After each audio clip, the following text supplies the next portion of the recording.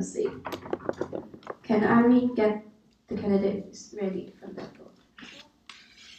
Okay, according to your surnames, alphabetical order, we'll have Natalie first, followed by Rainie.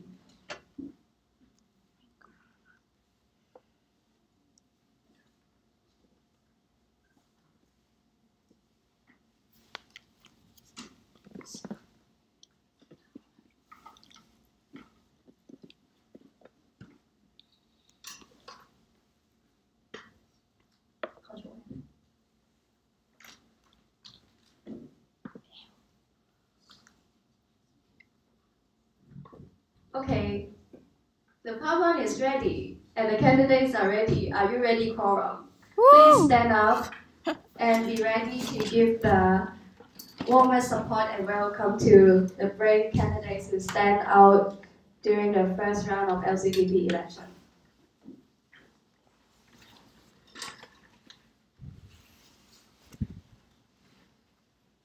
So now, let's welcome our first candidate for Local Committee Vice President of AIESEC and CityU session 2018 and 19, Ms. Natalie Chan.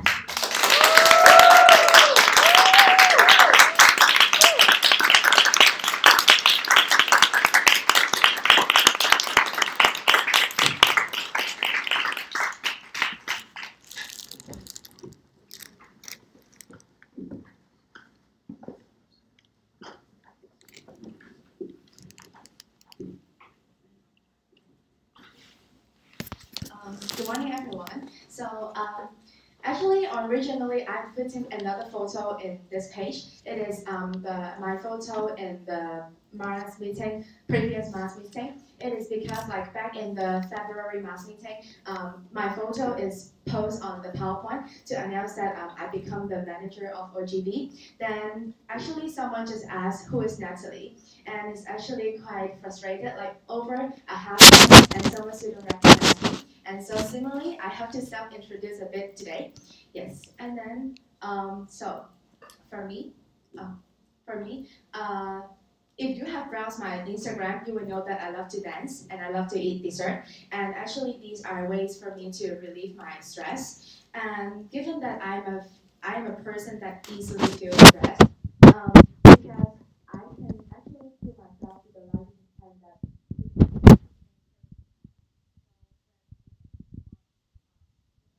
complete perfectly, I would easily feel stressed.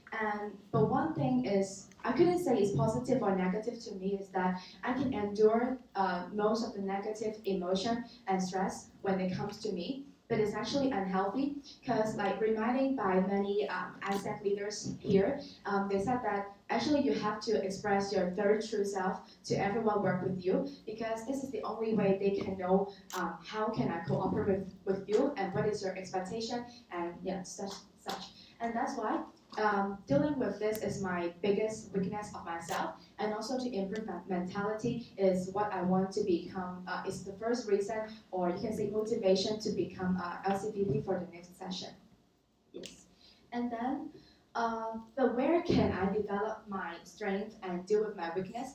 Back into secondary school, I am in the prefect team, and that's the place that I can develop my soft skills. But when I come to university, I feel like I'm gonna stop growing up because I didn't find an identity for myself in the university. Not until I found the booth of recruitment booth of AIESEC, and I feel like yeah, that is a correct place for me to develop those things that I want to change for myself.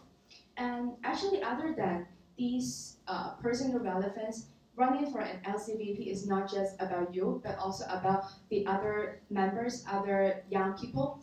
And I am a people-oriented person.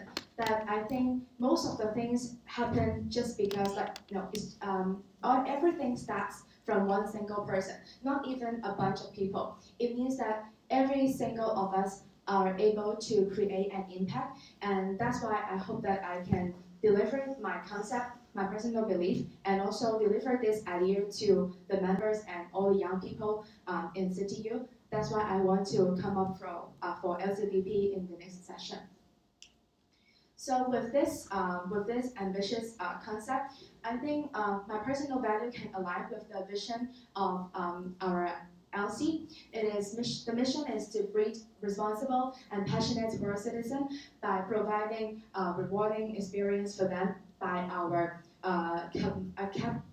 capable members. Yes. Actually, you can see that there are three elements in my mission. Why I put the three things is that as my personal belief is that everything comes from human and one single person, and that's our members. How can we create the impact and deliver them to the students in CityU is by acting out by ourselves. And so here comes three focusing area. So going down to the first one is optimizing members' potential. Yes. For the first one is optimizing members' potential. The first thing is to discover members' strength and help them to utilize in our operation. This idea is actually taking after revealing different sections of operation and performance.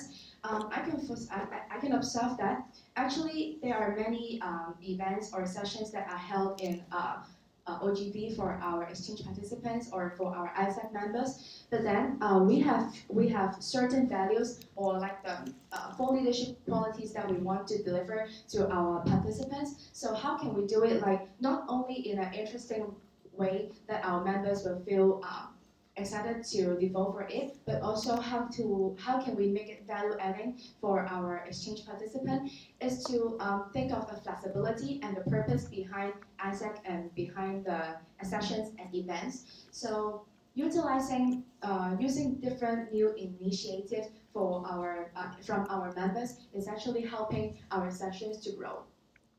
And then the next one is that helping OGV members to grow their sense of world citizens. This is not only limited to our members, but also other exchange participants. So why I pick world citizen as the very main point about the four leadership development quality is that first thing I have to admit that including myself, I am not a very responsible world citizen because sometimes I do have things outside the world that I do not know. But then, for me, a leader is to develop someone that they can bring a leader afterwards. And so, for a VP in their functional area, they do not have to know everything that the members do not know, but they can still grow together. And that's why for myself, improving the sense of world citizen is also one of my aspiration and targets this year, and I hope that I can develop and grow with my members together. And the last thing is boosting ISP, and this is easy to understand because I believe that members are the initial part that making others to understand what GB is, what AIESEC is. And so if they are willing to become ISP, and then that means they are really acting out, they understand and they receive the concept of AIESEC. Yes, and then for the next focusing area, it will be quality application journey.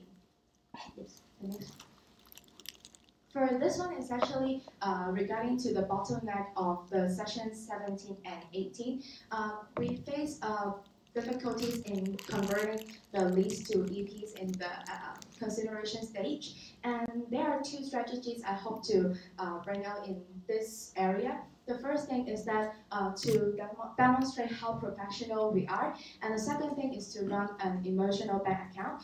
I think the first strategy is easy to interpret that if we have more timely analysis on the market and also evaluation and being effective, and this is how we can let our leads and the participants place confidence in our work and our department and our product. But for the second one, it's actually quite abstract sometimes because we're always saying that for EPM and the EP, they have to cater the EPM have to cater the needs of an EP, and they have to show how caring they are. But yeah, actually, how can we do this? And this is here are 3 steps. So the first one is deposit, second one is avoid withdrawal, and the third one is increasing your credit. How can we do it? Like The first thing is not only active listening, but really to understand what they want, who they are, and this is the first step that you can gain trust from your customer.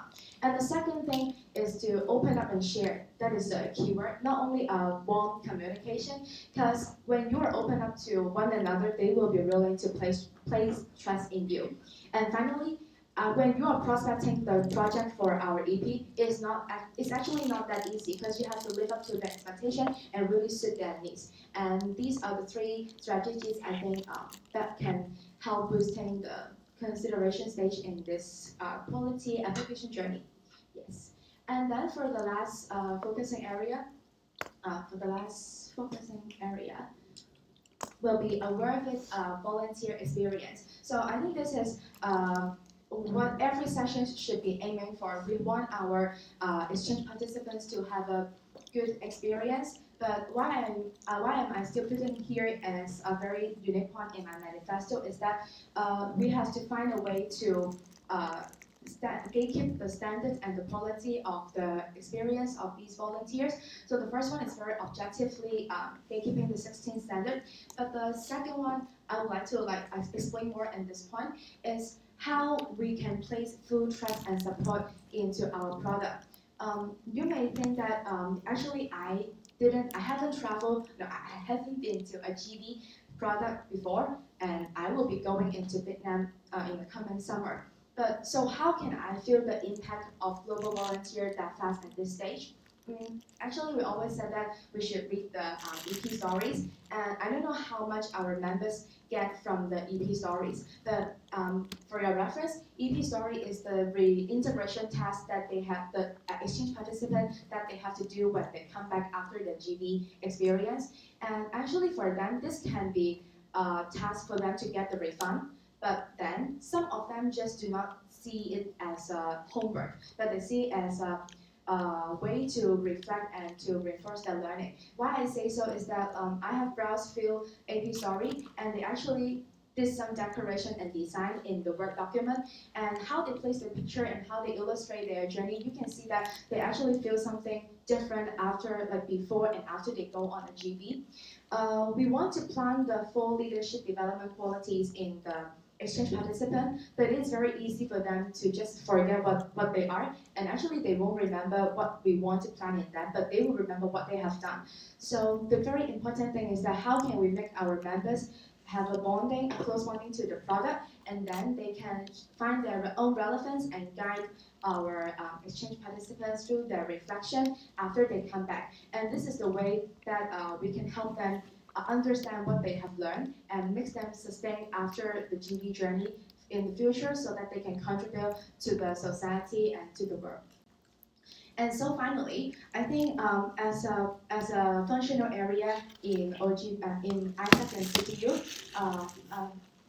and the numbers is actually quite important because we want to reach out to more people, more students in CityU, but then the quality is also important because only when numbers combines with quality of your product and your operation of the whole department, it will bring an impact, create a positive impact. And the word impact is no longer an abstract concept, but knowing that we can place, the students can place confidence in AIESEC, and AIESEC members can develop themselves in our entity and try to expand the impact that they get and deliver them to other youth in AIESEC, other youth in CityU, and that's how we align our department to the whole vision, the big picture of AIESEC and CityU. So yes, that's all. Thank you.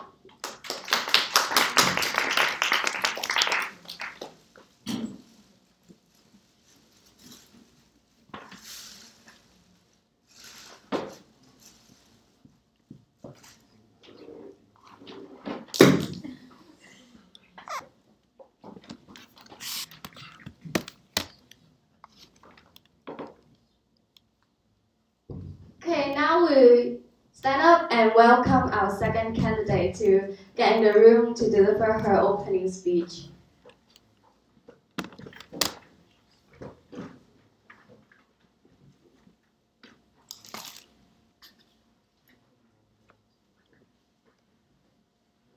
Okay, so now please welcome our second candidate for local committee vice president for AIESEC in CityU session 2018 and 19, Ms. Rainie Chau.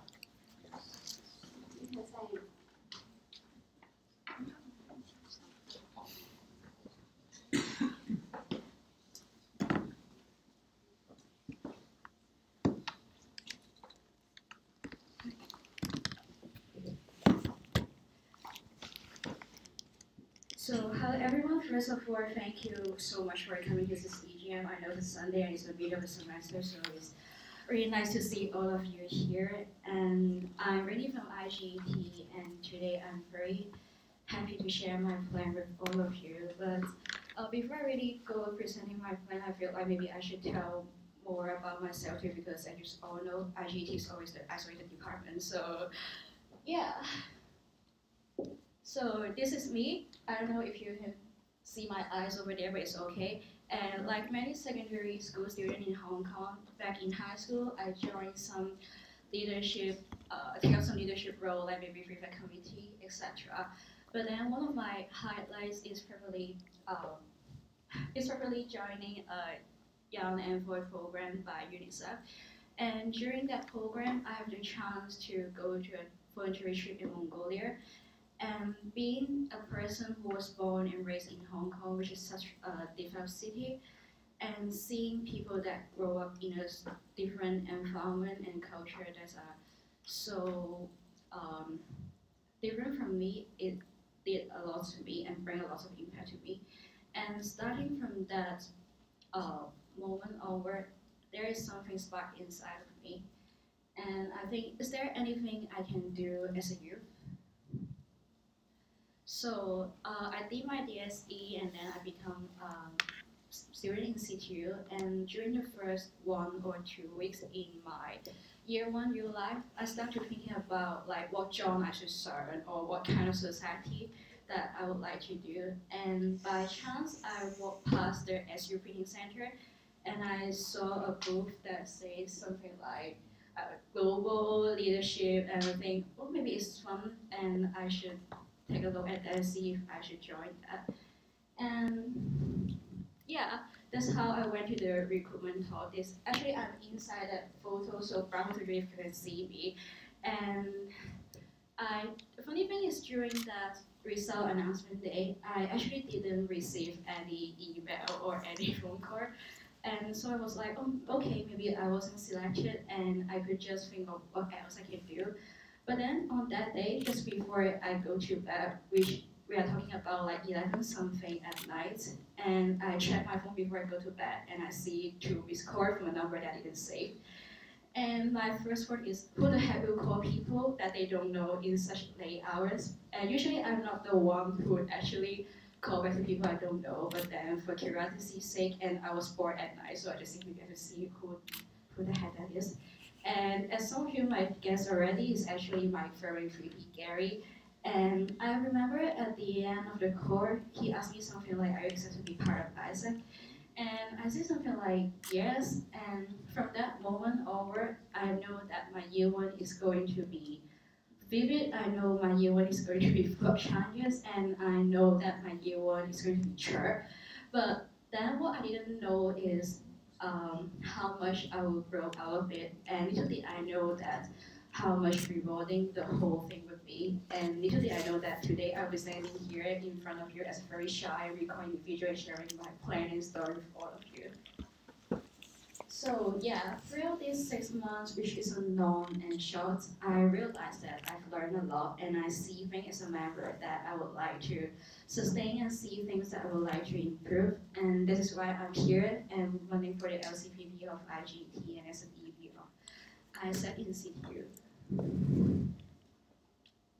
So in the hopes of making AIESEC the first choice leadership platform in CityU, and bringing cross-cultural exchange experience and quality leadership opportunities for members, I decided to run for the LCVP.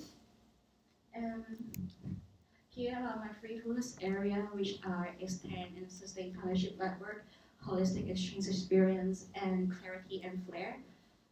First, I will start by talking about extend and sustain partnership network.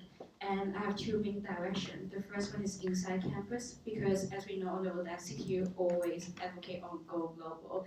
And by collaborating with the campus, we can actually prove our impact to them and to get contract size, etc. And by doing that, my first strategy is to collaborate with EL, so EL can act as a middle person for us to reach out to different potential departments and to provide foundation for IGT to reach out to more warm contacts and expand our network. And my other main direction is outside campus, because as we all know, the startup community in Hong Kong is actually blooming. And for that, my first strategy is to explore more new channels through networking events such as incubators and other startup connectors, etc. And my other strategy is to partner with OGX companies that provide related services to our exchange member and offer our intern at a lower cost in return. After we have extended it, is also important to sustain. So I suggest that we could provide more flexibility in price model and keep being informed of their plans so that we could keep our competitive edge of our intern. And my second point is holistic exchange network. As we all know, delivery as an ad is very important for our EP so that they could go through IOJ and to develop their leadership. However, I believe that we can actually go for extra miles to provide a more comprehensive exchange experience. And for doing that, of course, we have to first provide a standard. And my first strategy is to provide personalized standards for every EP by giving them pre-arrival questionnaires so that we could better arrange everything for them before they actually come to Hong Kong. And another strategy is to partner with companies that provide EP-related service, such as currency exchange and offer our intern in return. And after we have the standards, it is very important for us to provide something beyond the standards. And for that, I suggest that IGT can actually have some synergy with TN to actually hold some cross-cultural handout exchange workshop during last week, such as getting a chance for an EP or for our members in AIESEC CityU to teach each other how to speak their own language or how to really make their own cuisine and such, so that we can really learn about other culture in a very direct way. And another point is to let the EP to explore the secret sides of Hong Kong, that be the natural side or the social side, because when they're staying in Hong Kong, they're actually more than seeing those high buildings or seeing the very developed side of Hong Kong. And the other one is partner with social enterprise to offer them maybe some local volunteer experience during their stay in Hong Kong. And the last one is making use of social media such as Instagram or Facebook for EP to actually have a platform to interact or to share their experience in Hong Kong. So the last one is clarity and flair, because I believe that members are always the most important assets of an organization. And if members do not know why or they don't know why or what they're doing, then they are not going to stay motivated or throughout the whole session. And for that, I have three strategies. The first one is make sure the members know the value of IGT as through education and engagement with EP. And another strategy is to set up individual goals for every member by breaking down the KPIs, such as getting the number of meetings raised, etc. And my final strategy is to provide more sales simulation practices so that they could be more familiar with our own products and to have better sales skills. So here, there's all my three focus areas that I would like to do in my following session. And thank you for your listening.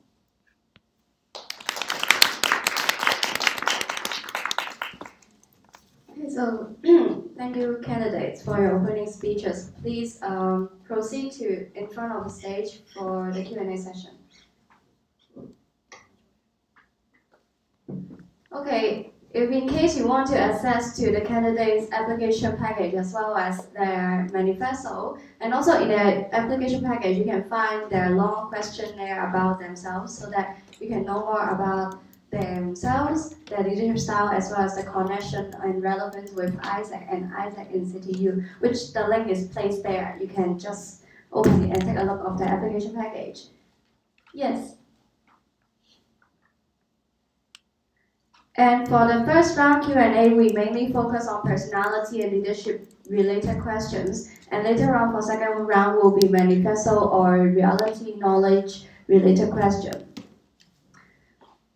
Okay, so at time 11:52, Chairperson reads procedure motion number 7, which is that the first round question and answer session for local committee vice president candidates for session 2018-19 to be commenced.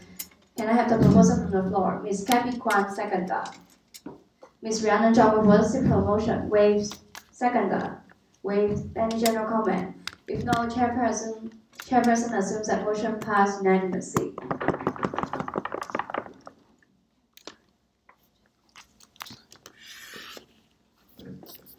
Okay, so we will now start the first round of Q&A, and can I have the first question from the floor? So candidates, can you tell us who's your leader that is your role model, and explain in one sentence why he or she is your role model?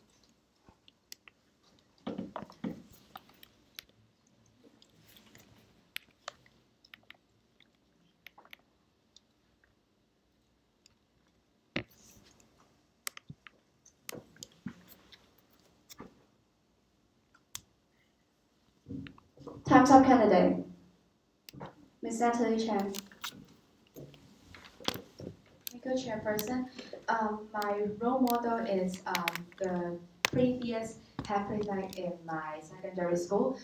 In her term, actually she has only her and another vice head prefect, which is actually quite hard for a team to sustain the operation and also all the stuff for like a membership of over 50 students in the prefect team, and she can also still manage everything very well, not only physically but herself mentally. Even though she's mentally drained, but she can still do everything very neatly, and also get in touch with every members, and also showing us. Other than authority, she is still a very good friend that we can talk with her, that we get lunch with her, and I think this is what a leader should be. Making us reflect on ourselves, but also being friendly to us, showing us bonding and having a very comfortable and friendly environment to work with together. And this is what a leader should be to us, to me. Thank you. Ms. Rainie Chau. Ms. Rainie Chau. Thank you, Chairperson. The leader that I look up to is my mentor during the UNICEF Young and for one sentence why he was my role model is that he really practiced what he preached, and he really spread his message through his action. Follow-up question, Ms. Irene. Thank you, Chairperson. So if I were to ask you what kind of leader you want to be for the next session, can you give me 3 adjectives without explaining? Like what kind of leader you want to be? Thank you.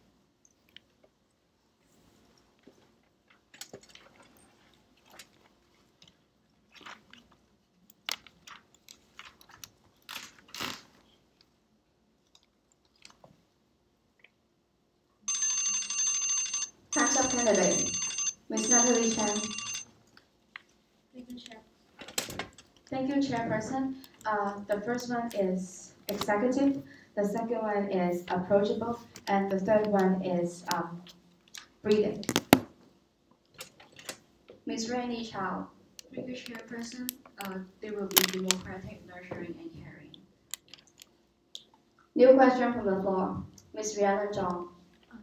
Thank you, Chairperson. What are the excitement and also fear when you are making the decision and progressing as a LCVP?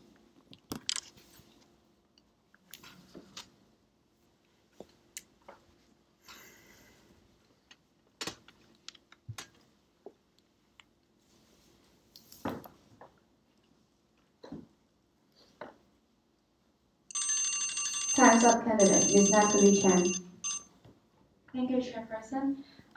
The fear is that in my application period, throughout all the transition, actually most of the VPs and the people that I've met, they also said that my personal clarity and relevance is still not enough. And I also think that I always think of my own personal development, but do not know how to link them to the members and other youth. And I don't think this is what EB should have, the mindset. And so this is one of my fear that I'm scared that, because this is the first step that I have to be confident in applying for an LCVP. And for excitement is that actually starting from the day I enter AIESEC, I don't want my AIESEC journey to end that fast. I just do not sure that whether I should apply for manager or LCVP, but I know that this is a role that I'm following the risk that I plan, and I am showing the commitment to my own promise back in NIC and WNCF. So I feel excited to look forward to that moment. Ms. Rainie Chau. Thank you, Chairperson. My excitement towards progressing is probably I can get to see things from a different scales and angles and to really have a bigger picture of what I do as a member, like maybe how to really do a visa application and stuff.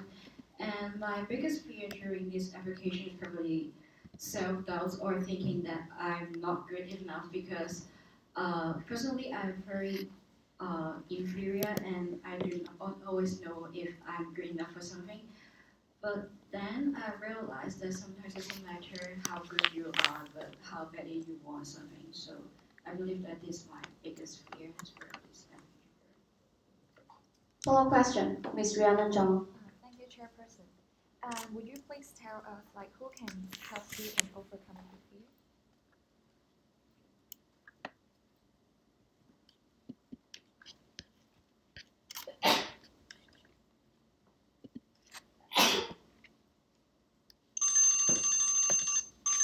Time's up, candidate. Ms. Rainie Chau. Thank you, Chairperson. I think there are lots of people that can help you to overcome those fears, like maybe talking to your VP or talking to your friends, and because they could actually see things from a different perspective and tell you things about yourself that you don't realize. But then I think the most important person that can help me to overcome this fear is myself, because after all, only you can change yourself. And I believe that if I take more time for self-reflection and really think about what I want to do, then I can overcome those fears. Ms. Natalie Chen.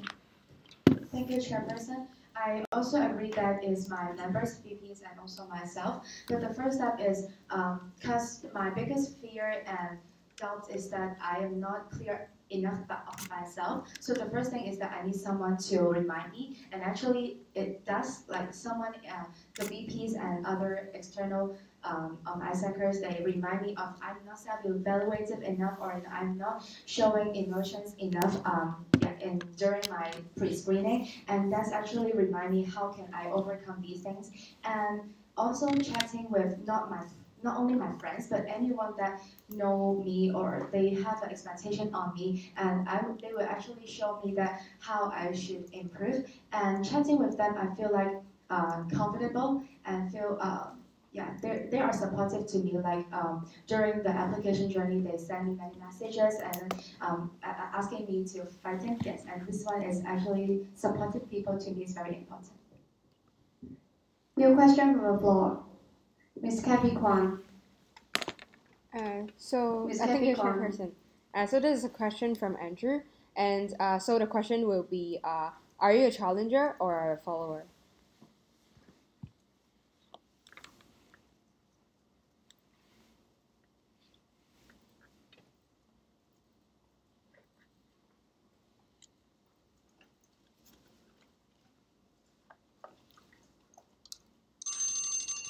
Time's up, candidate. Ms. Natalie Chen. Thank you, Chairperson. I think I'm a challenger. Take a very simple example is that back in last week when I'm trying to apply for LCVP, actually my family is not that supportive because the first thing is that I'm a very people-oriented person, and if my family does not support me, actually I will be really freaking out and will really consider not to apply for LCVP. So I just take this challenge to have a breakfast with my mom, and I that morning, actually, I'm very busy to prepare for my pre-screening materials. But then I still spent a very long lunch with her, talking to her like what AIESEC is to me and why I want to develop myself and how I see myself will become after I become LCVP. Then I just take the challenge and talk with her and seek her kind of permission and support. I just simply told that if you are not supporting me, and I won't be happy to be this LCVP. And so I think I'm a challenger, but not only following others' expectation. Next candidate, Ms. Rainie Chau. Thank you, Chairperson. So, past me is actually a follower because I'm afraid of taking risk and I'm not sure if I could do something that I can't really foresee the result of it. But I feel like after joining AIESEC Screen, I'm turning into a more like challenger because I feel like meeting with people that have different stories or meeting people that they are willing to go for great lengths to achieve what they want. It makes me realize that it's actually not a bad thing to challenge myself and to leave my comfort zone, etc. So I believe that I'm a challenger in terms of I'm willing to challenge myself and to also challenge what others think of me by challenges what others think of me by taking action. Follow-up question, Ms. Kevin Kwan. Thank you, Chairperson. Imagine a situation where your MCVP gives a direction that will not drive growth of your LC's number of exchange. Then what will you do? Thank you.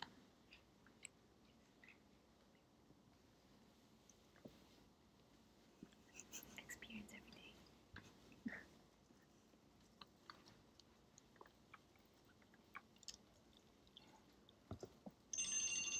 Time's up, candidate. Ms. Natalie Chen. Thank you, Chairperson. As I am not a follower, and I should not blindly follow what the direction that MCP give me. And one thing I should do is show real evidence to them, showing that throughout the market analysis and also the evaluation of the past session or past events about the same event, what is the method that drives us to success and what doesn't. And so because every year the students, the market is different, even though there's only 1 year gap, the generation may still have different thought. And so the direction from MCP may not really fit in every university and every year. So that I will just prove and then make formulate another proposed direction to you. Ms. Rainie Chau. Thank you, Chairperson. So the first thing I would do is to actually understand his or her rationale behind this because as Natalie has mentioned just now, what was last year may be different from this year. And so what I thought it won't work may actually work in terms of his perspective or in this session. So I believe it's very important to understand why he or she would have such kind of rationale and why he or she would take such kind of action because they may actually work just that I don't understand the rationale behind it. But then if they aren't, it's not really feasible or effective, then I will probably just present him or her some data and to really ask him or her to talk to different VP or different members instead and come to make sure that he understands it won't work and not to ruin our MC. New question from the floor. Ms. Natalie Wong. Thank you, Chairperson. So imagine you and your ED are on a plane. The plane crashed, and none of your EDs survived the day. What would you do after you return to Hong Kong as the only surviving ED and the VP of your functional area?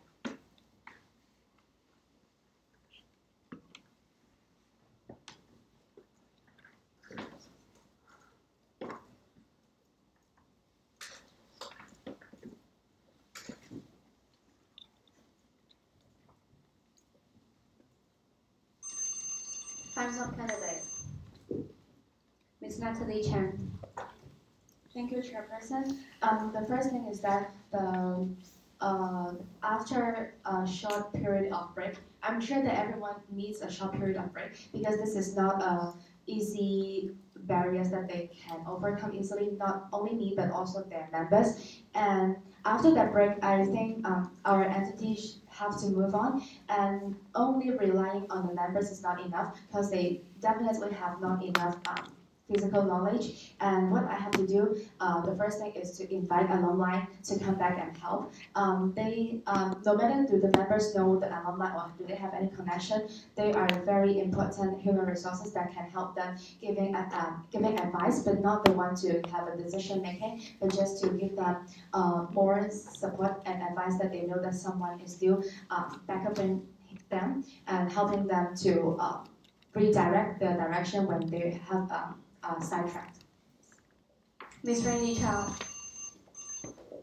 My answer is actually quite similar with Natalie, but what I would do is probably I would try to keep the legacy of their EB and try to make sure that the members can understand what they want to do and to really sustain what their EB would like to keep in the next session, because I believe that having legacy and direction is very important.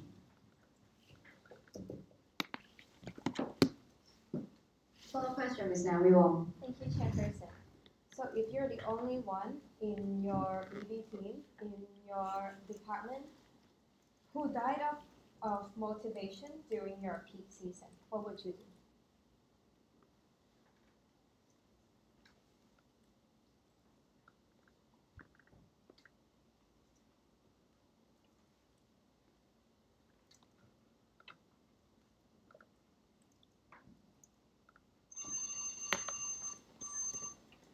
Council candidate.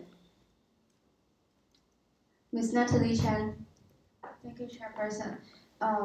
If I am the one who lack of motivation at that moment, first thing I have to rely on my manager. That's actually manager doesn't really.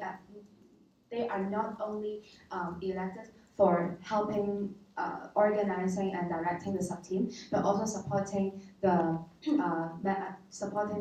VP when they are not only on direction but also when they are mentally drained. And for myself, I think I need some time, but no rush, to find back my motivation and relevance, because these kind of things is just cannot rush. I need to find someone to chat with me who really knows me, and also relying on other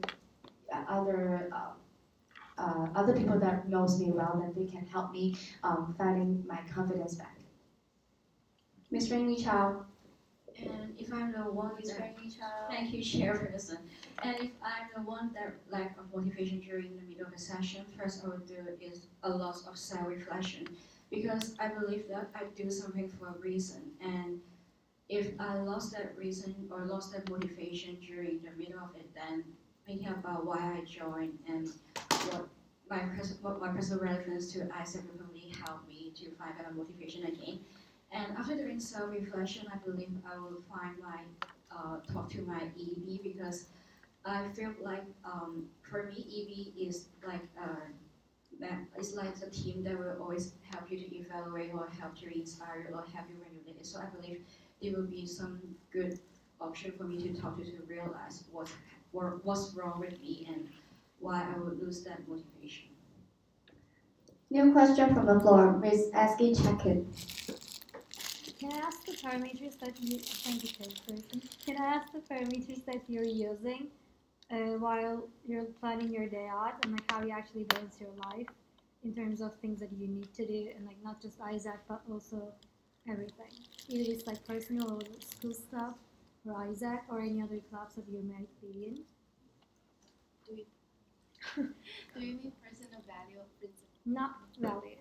I mean, it can also be like that, but basically parameters that you use to prioritize the things that you need to do during the day. So you mean prioritize method? Parameters.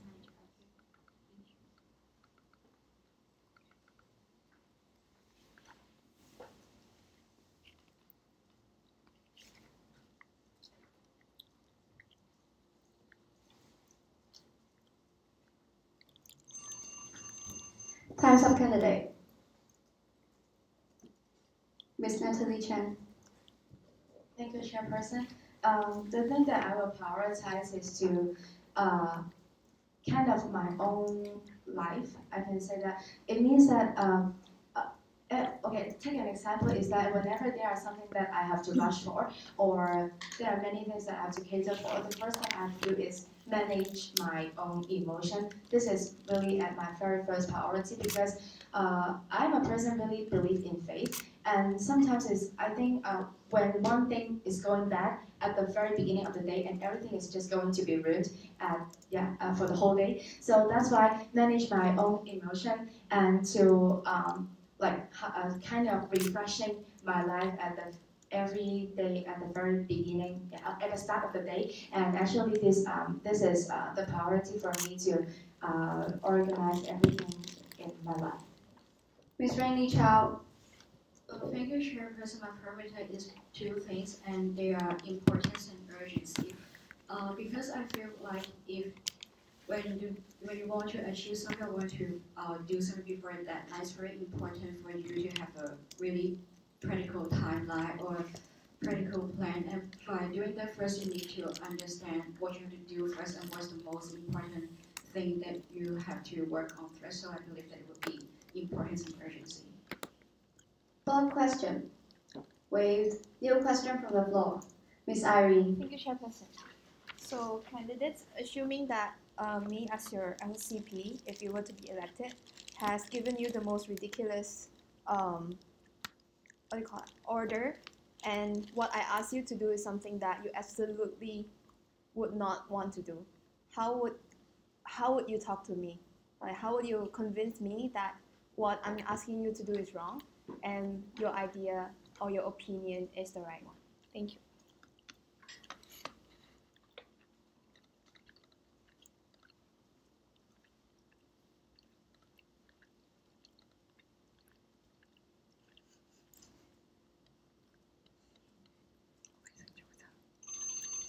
Time's up, candidate.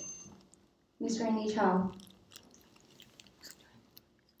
Thank you, Chairperson. So the first thing I would do is to tell you very directly that I don't want to do that because I believe that if you're doing it in an indirect way, it's just wasting all of our time. And the second thing is, after making sure you know what I'm thinking about, I will try to tell you with my evidence and according to my own character and judgment why it won't work. And I believe that with data and explanation, you will understand as a reasonable person. Ms. Natalie Chen. Thank you, Chairperson. The first thing is also directly saying, just as Rainie said, that is indicating that that is not my strength. If you're finding me to do it will not be suitable. But for me, I think Irene is a person same as me, willing to open up and share. And if I can, I will use a metaphor of drama to show her. Because I have also experienced that in a play, firstly, I am in the role A, then I have been switched to role B, because the director told me that the character of role A is actually not you, but role B is. And then finally, I have been nominated as the best actress at that drama. And so this real life experience can really tell her that only if you are finding something suitable for me and I have many support and I feel like I am confident to manage it and I can do it very well for you. But if not, probably you have to find more support from me or switching another one to do this order for me. Follow-up question, Ms. Irene. Thank you, Chairperson. So what if you have an idea for your own functional area, which is being disagreed by every single one of the EB, including me? How would you convince each and every one of us that your idea is indeed for the best of the entity? Thank you.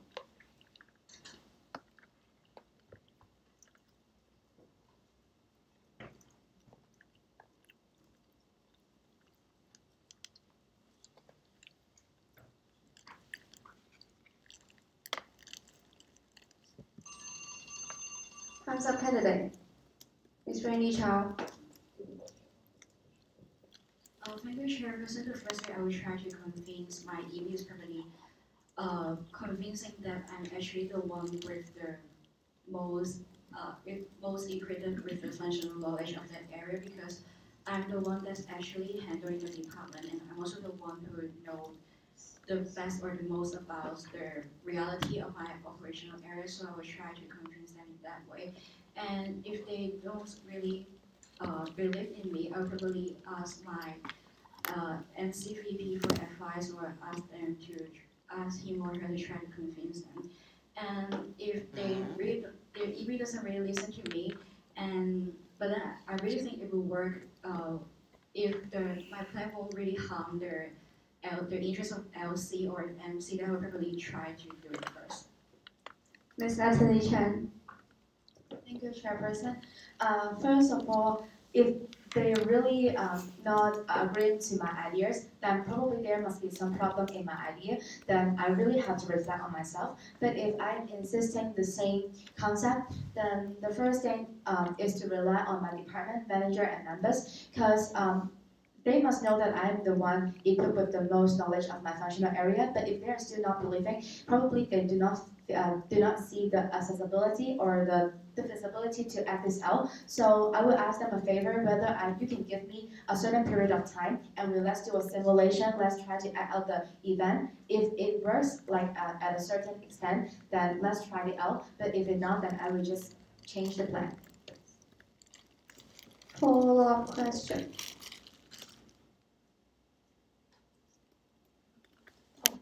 New question. Ms. Rainie Zhang. Thank you, Chairperson. Please choose some animals to work with you as a EV maid in the future and explain why. Animals.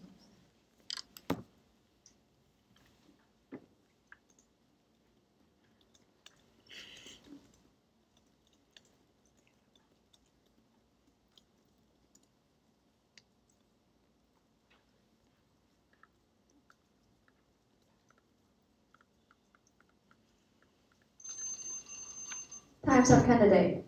Ms. Natalie Chen. Thank you, Chairperson. I will choose 3 animals. The first one is eagle, the second one is dog, and the third is turtle.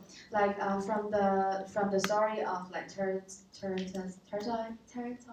the hare, and I think we know that turtle is the one really have the persistence, and actually we need someone in the E board. Even though they are not creative in raising ideas, they should be executive and willing to sustain for a long time. And that's turtle. And then the second is dog. I think dog is actually quite noisy when they bark, and even though they are noisy, sometimes they are really disgusting. Okay, I assume that they are disgusting. And then so EB needs someone to have a very vivid and strong discussion on one idea so that they can come up with the best idea. And for eagle, like I think it represents a sense of authority and also like flying in very high in the sky. It's actually seeing the big picture, and that must be, I don't say it must be the president, but someone in the EB should look at the big picture of the whole entity. Ms. Rainie Chau. For me, I would also choose 3 animals, which are dog, sheep, and bird. And for the first reason, I would like to choose dog because I feel like dog is something very loyal, agile, and playful, and I believe that my ideal EB mates should be able to work hard and play hard, and also willing and able to deal with unexpected situations with being agile. And my second animal is probably sheep because I feel like sheep is something some animals that are very gentle and caring. I believe that we need that to support other EB member when something went wrong. And my final animal is probably bird because bird, you know, that sometimes they will start every day they will start saying or screaming at such certain hour, and I believe that is actually a metaphor of having routine. I believe that even having a member that can follow routine is very important. Follow question, Ms. Rainie Zhang. Thank you, Chairperson. Would you please tell us who you can best work with and who you find very difficult to work with? Point of clarification from candidates. Do you mean a particular person or kind of person? Kind of person.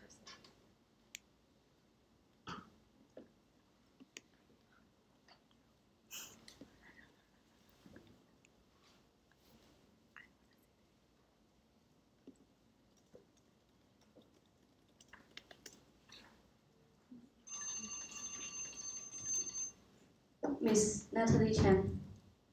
Thank you, Chairperson. The first one, the person that I cannot work with is though with a very strong hierarchical concept. That means like they are really like to hold authority, that they think that their idea must be the best and you have to follow me if given that they are the one who are higher role than me. And I think this because they leave us no space to discuss, and this is very harmful for team because like the best idea must be come from many brains but not only one brain. And then for the one I can work with is surely open up to share because I think this is a very common answer that we can hear from us, but then it's really true that only when you show others what your expectation and who you are, and they will know how to cooperate with you, and to open up is the first step. Ms. Rainie Chau. Thank you, Chairperson. So the person that I think I would be good to work with is probably those who are open to new ideas and very transparent, because I believe that working with people require a lot of trust and mutual understanding. And if you're not being genuine or transparent, then it's very, it might be hard for me to work with. And also, I believe I'm good to work with people who are open to new ideas, because I'm quite creative and I usually have some maybe interesting or crazy idea. And the people that I can't really work with are those who discriminate people because of what they are, like maybe racist or homophobic or transphobic, etc. Because I personally I have a very strong belief that everyone is equal no matter who they are, where they come from. So if they not really respecting either, then I feel like this is actually my bottom line. I can't really work with them. New question from the floor. Ms. Kathy Kwan. Thank you, Chairperson. What is your relevance to exchange?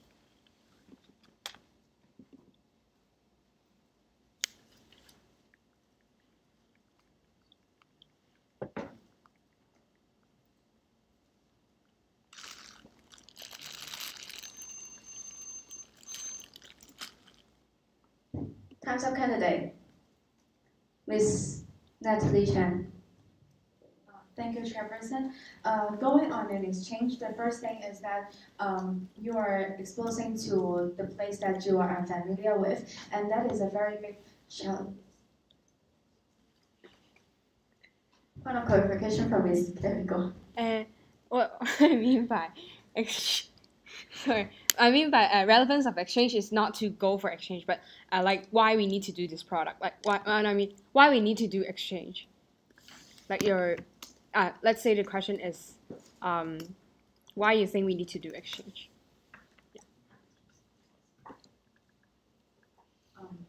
Ms. Natalie Chen, what we have to do exchange is that we want to provide practical experience and a challenging environment for the participants to grow and learn. But if we are just staying in Hong Kong or not doing cross-cultural exchanges, this is not helping them to maximize their potential and not helping them at the largest extent to learn, because only a place that I'm unfamiliar with and they work with someone that they do not know that come from different countries, and it will be benefiting them to know more about themselves, and they have to open up to the new people and the new thing that they have to do, and this is actually boosting them to improve themselves, and that is where AIESEC can help them find out their relevance and leadership, and yes. Ms. Rainie Chau. Thank you, Chairperson. So the first reason why I believe exchange is important is probably is a most direct way or the most tangible way to manifest different diversity, because when we are growing in a place that we are very familiar with, even in a city, very international city like Hong Kong, we don't really understand, or we don't really have the chance or motivation to learn about people that are different from us. But then when we go on exchange, then we have no choice but to do it. And I think it's a good way to really enhance the cross-cultural understanding of the person and to manifest living diversity. And the other thing is, I believe doing exchange personally is a good way for people to discover or to enhance their self-awareness, because sometimes doing unfamiliar things in an unfamiliar place is the best way to find back your familiar self. Follow-up question, Ms. Kathy Kwan. Thank you, Chairperson. To you, why AIESEC is needed in this work?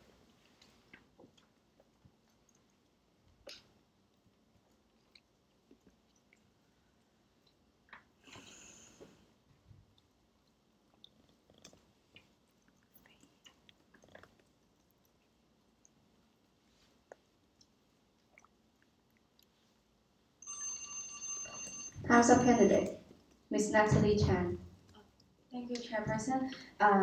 First thing is the vision of AIESEC. We want to engage every young people and to fulfill peace and fulfillment and humankind's potential. And this is actually a vision that most of the I cannot say it's exactly the vision of other entity doing exchanges or internship and volunteer. But one very unique point of AIESEC is that we are all youth. The people work, organize, plan, and also to execute the project is also youth, and they are the ones that share the same concern and same interest, having the same growing up background with the people doing exchange and providing exchange. So only in this way, AIESEC can really engage all the young people, and we are the one can create impact, have more time to work for contribute for the society. So AIESEC is important that because we are the most capable one in the world right now. Ms. Rainie Chau.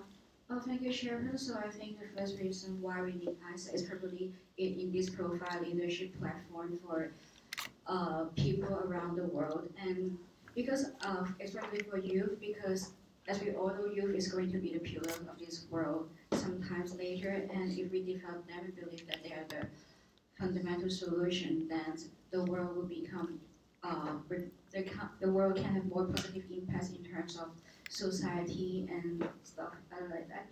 And another reason why we need AIESEC is probably because we are doing cross-cultural exchange, and in nowadays world where we are talking about globalization, every place is no longer only a place, but they are actually connected with each other, and by doing cross-cultural exchange, we can facilitate and enhance the cross-cultural understanding and the connection between places and different people. New question from the floor, Ms. Angie Fong.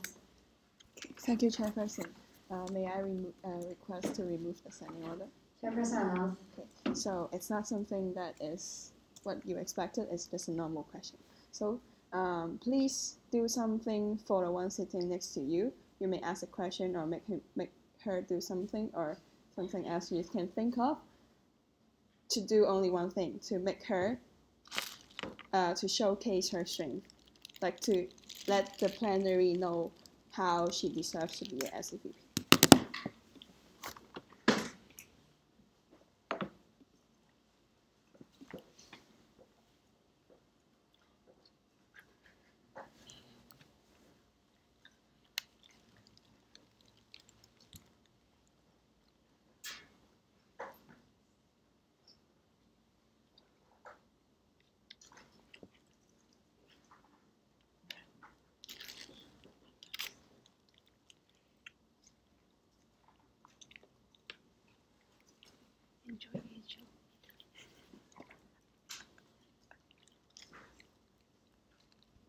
Ms. Rainie Chau. Thank you, Chairperson. So I think you can say something supportive to me.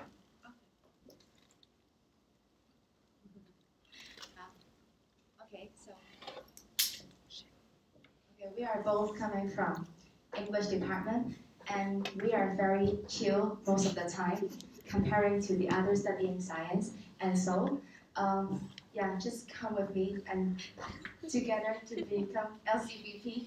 Yeah, I believe that we can handle it. And I support you always. That's it. And for me, can you share with us what is the most silly answer that you have that you answer the plenary in your pre-screen, because she tell me that why the plenary feel that she is have a very clear personal relevance. One thing is that she shows her very true self, and that is being a little bit nonsense in city. And so can you share one with us? Okay, so the most silly answer that I give is during the pre-screening panel asked me what is the craziest thing that I've done. And I told them the craziest things I have done is roasting marshmallow using the gas heater in CityU outside the GSO, and got caught by security guard and flee on spot. Follow question. Wait, new question. Miss Jasmine Sack. Thank you, Chair. Who do you think is the most suitable person in your ideal EB team?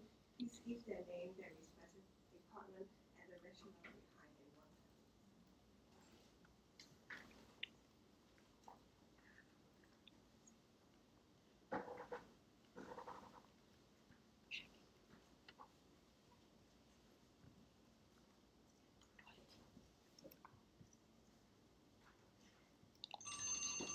Time's up, candidate. Miss Rainie Chau.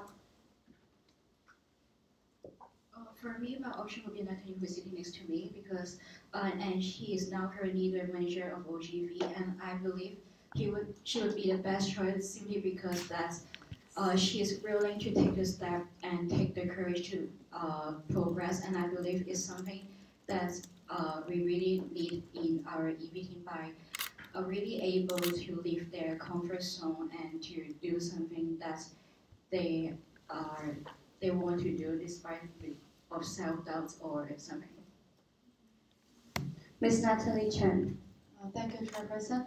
I would want to say is Muskan. Actually, I do not know much about her, but then I heard some of her examples from Ari, and I see her as kind of role model in the current EB of the level of manager, because yeah, she has the experience of being in the EB team for this session, and so I think that she can take up the responsibility in the next session as well. And what she do is she is also a very supportive person to Erin when she comes in some doubts and her drain moment. And I feel like this kind of person is very important in EB team. Follow question, Miss Jasmine Sang. Thank you, Chairman. So for Natalie, can you use 1 minute to persuade the staff to go for LCVP, and for Rainie, can you choose one person in this room to persuade them he or her to go for LCVP?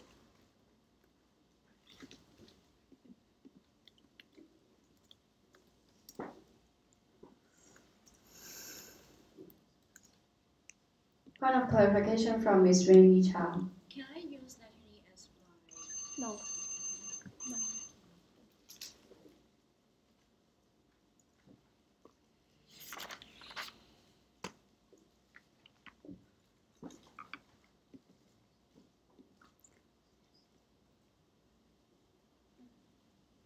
Is it like start all over again if we have one? Time's up, candidate.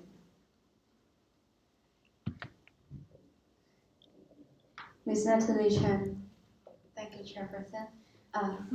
So Muskan, do you remember that yesterday in booth, like you just suddenly look at me and then ask me, oh, that I'm not yesterday, I think.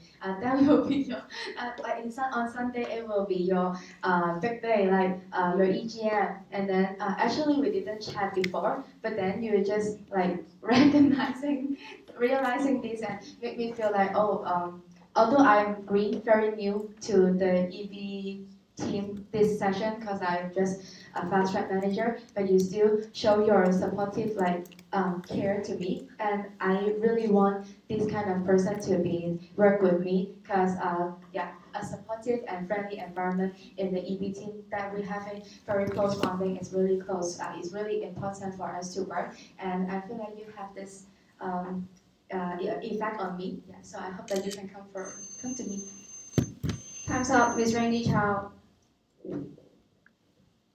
So the person I will talk to in this group is really Miranda because first I believe that she has love for AIESEC and for this LC because I often see her doing CC or doing involving other things with AIESEC outside his LC, and I believe it's very good quality because it proves that he really wants to take up challenges and to improve this AIESEC like this LC. And the other reason is because I feel like she's a person that I would love to work with. Last time I chatted with her during the expectation of goal setting and the departmental stuff, I feel like she's a very chill person and she's very good at talking to people or guiding others. And I believe those are some qualities that can enable her to be a good LCVP, so maybe you could consider it.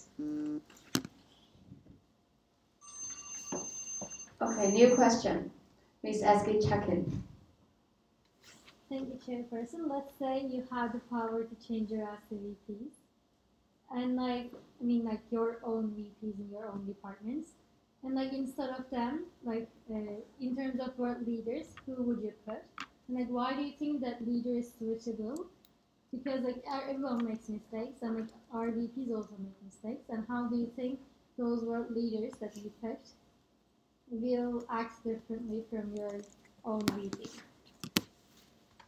Is it clear? Point of clarification from Miss Rainie Chau. So you mean switching leader from my current VP? Yeah, I wanted to change your current VP with a world leader that is living or that doesn't matter. With another VP, another current VP. Right? No, world leader. World leader. World leader. I want you to change your VP with a world leader because you think that world leader is not going to make the mistakes that your VP is doing right now.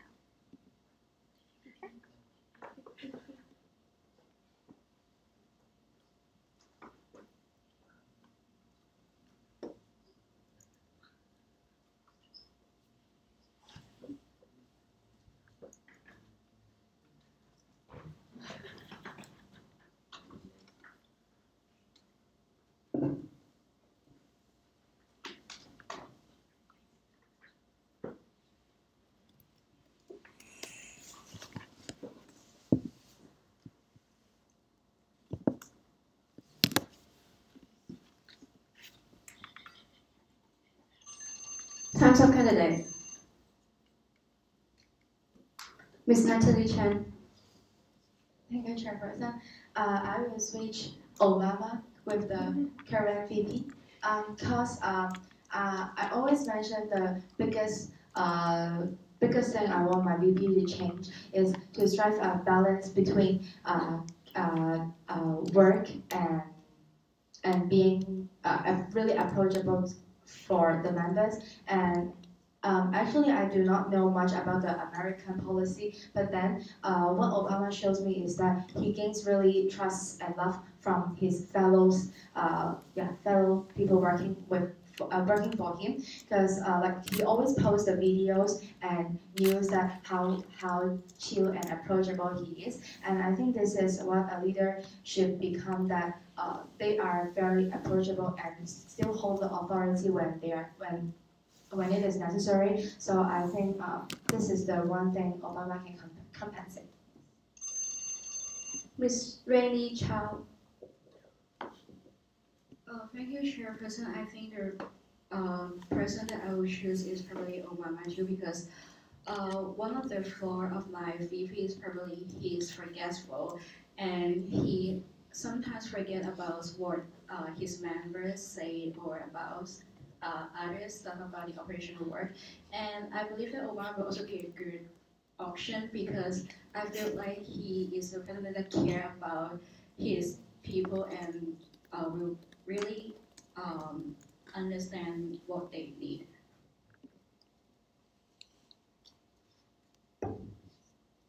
Follow-up question.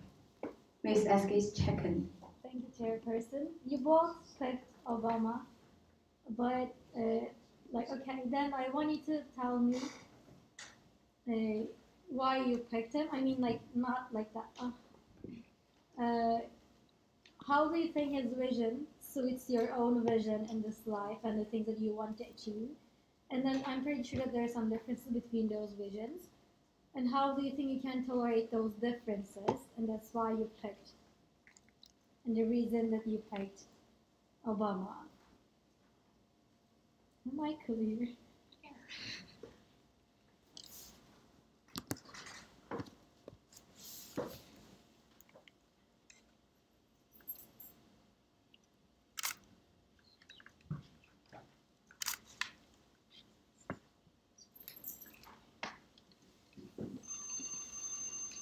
Time's up, candidate. Ms. Natalie Chan.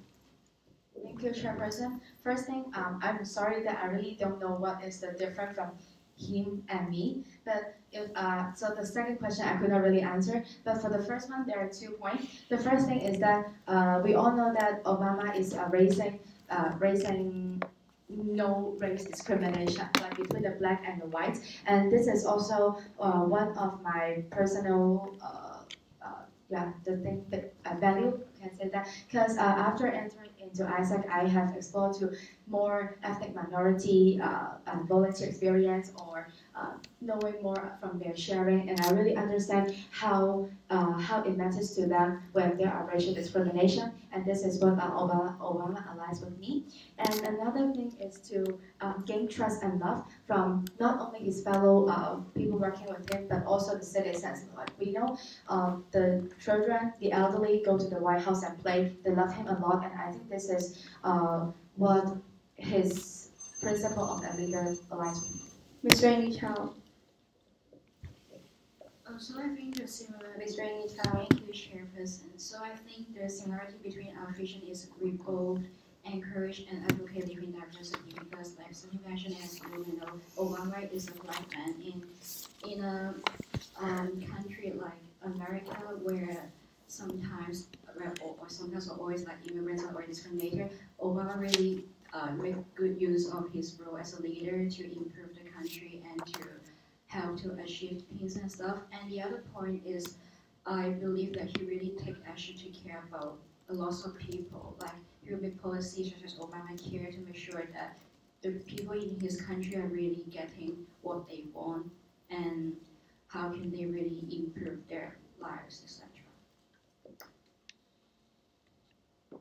New question, Mr. Cameron Boo. The Chinese have a saying, right? They say, be round in the outside and be square in the inside. So can you first please evaluate this saying? And for my second part, can you please perhaps you can explain how this reflects on your leadership roles or values?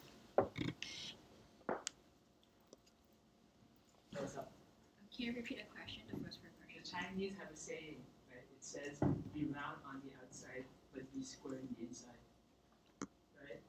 So can you perhaps talk about what this saying means, and then also talk about how it reflects your leadership role or your values?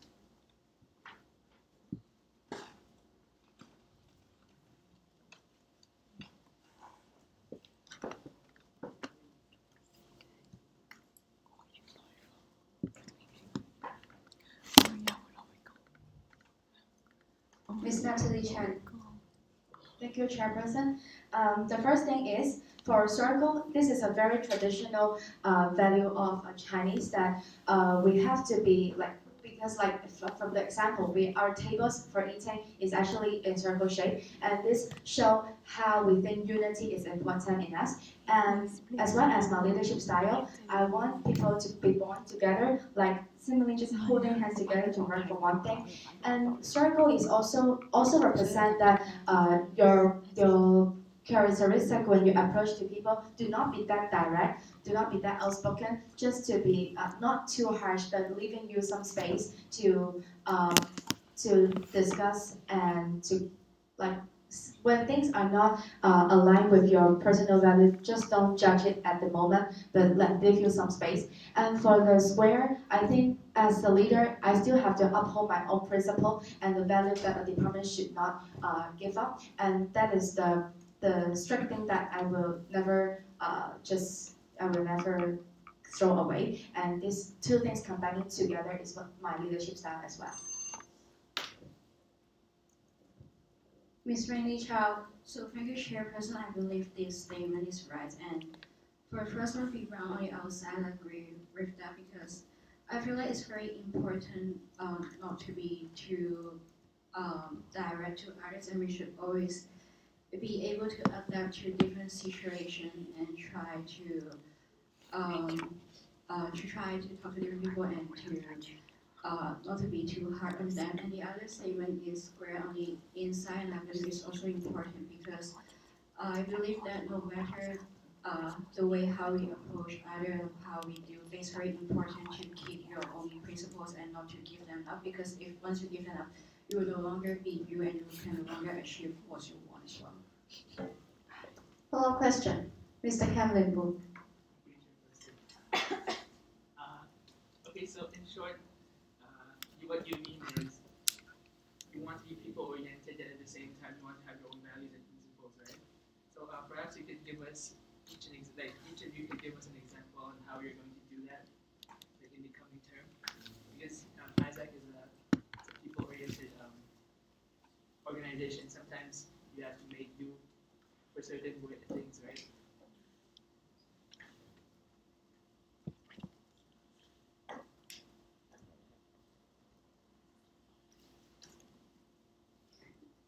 Ms. Rainie Chau. For me, I think the chairperson. So I think the way that you can balance between people-oriented and to operate principles properly, setting up high standard for yourself and make sure your members know what you want. Because I feel like being people-oriented is actually okay in such a goal-driven organization as long as you make sure or you can balance what the members need and their difficulties and also make sure they know that they do have a standard and they have to achieve that. Yeah. Ms. Natelie Chen. Thank you, Chairperson. I will just give a very simple example of my sub-team this session.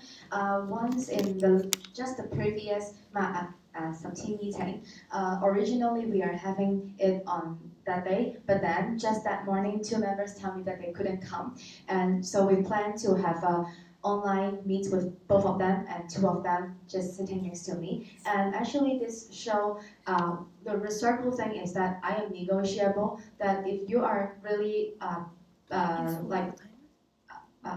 do you say, just not free to come and then so you can still participate yourself in our meeting using your own method that I accept. But the principle is that please do not use this as an excuse that you do not come and do not participate and hand in your work on time. But finally, both of them do hand in their work on time. And I think this shows that the circle and the square combining together, this principle is really working. Making them know your expectation and knowing your principle, then they will work for you. New question, Ms. Muskan Gandhi.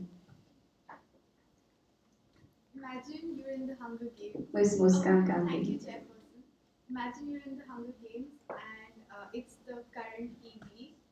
Who do you think would survive till the end and who would die first and explain why?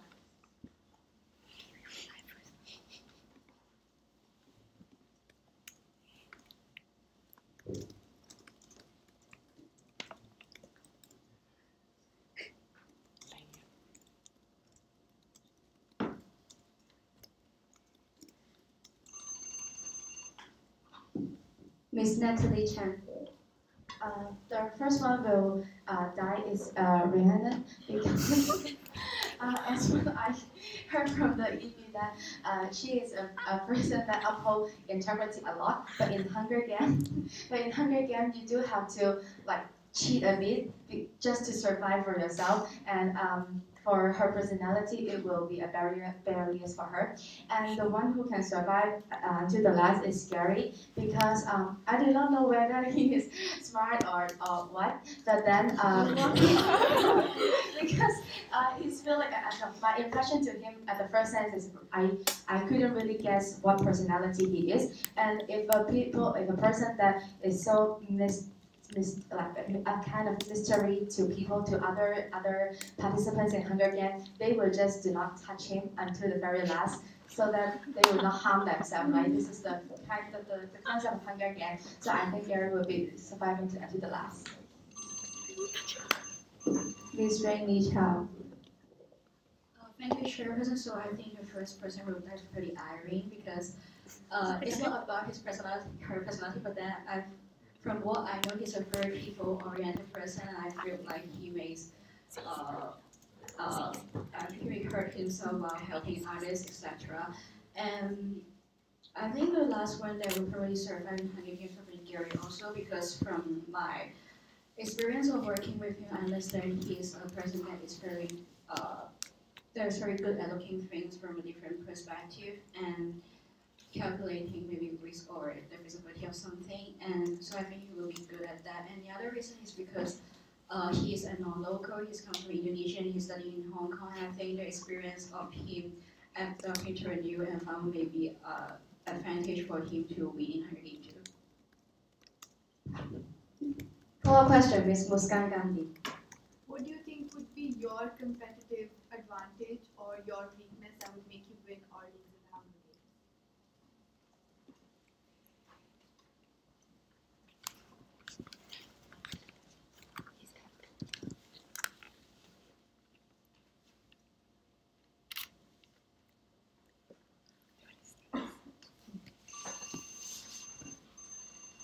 Ms. Rainie Chau.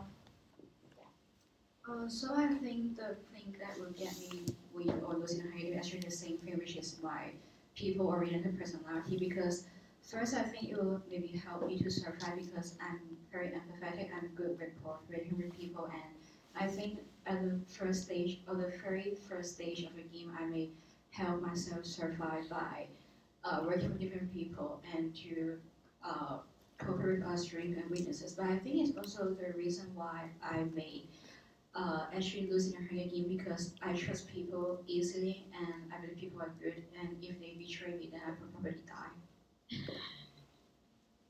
Ms. Natalie Chen. Thank you, Chairperson. My point of view is the same as Rainie, because I also think that I am a people-oriented person. So the first thing that makes me survive is that given the background of Hunger Games, it's not everyone joining the Hunger Games is crazy. They do not, some of them just are not willing to join, but forced to join. So for those kind of people, they actually still have like the kind-hearted to survive with other people that they feel like they have the same, share something common aspiration. And then so for me, I can survive by helping these kind of people, and they will help me back. And this is one of my personal value. But actually, what makes me die is also the same thing, because being kind-hearted at the first, it works, but until the very last, it doesn't work, because people still have to survive one of them. And so I think this is the problem, that I should switch my personality at the end and at the very beginning, to prevent dying. New question, Mr. Chris Chau. Thank you, Chairperson. Please pick a country that AIESEC entity exists and pick a tradition to adopt in your new department next year.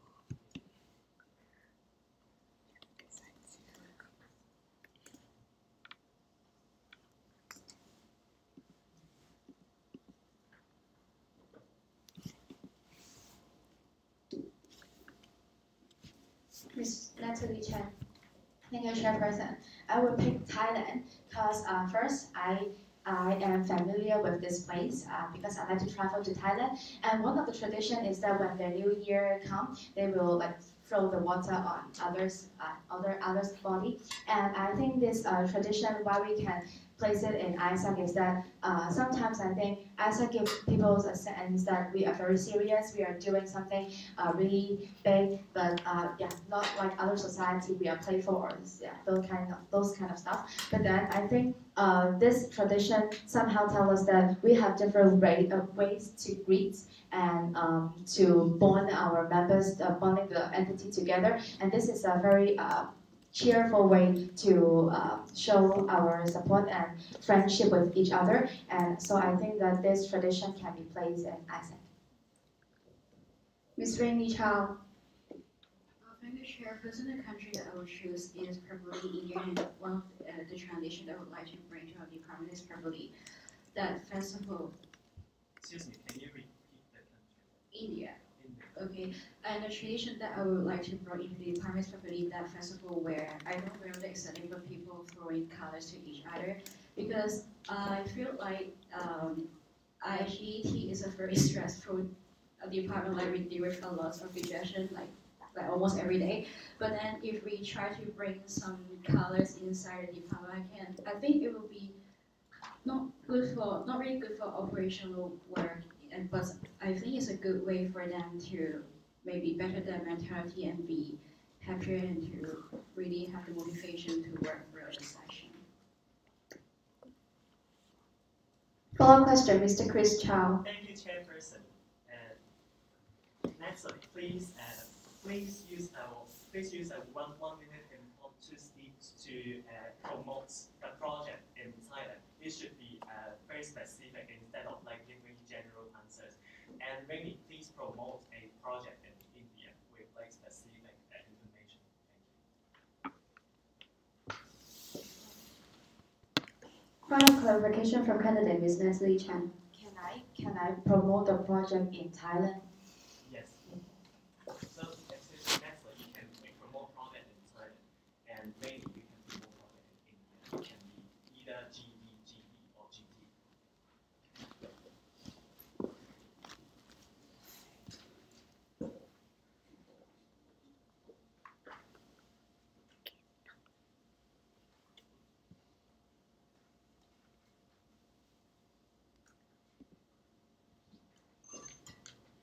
Hands up, candidate.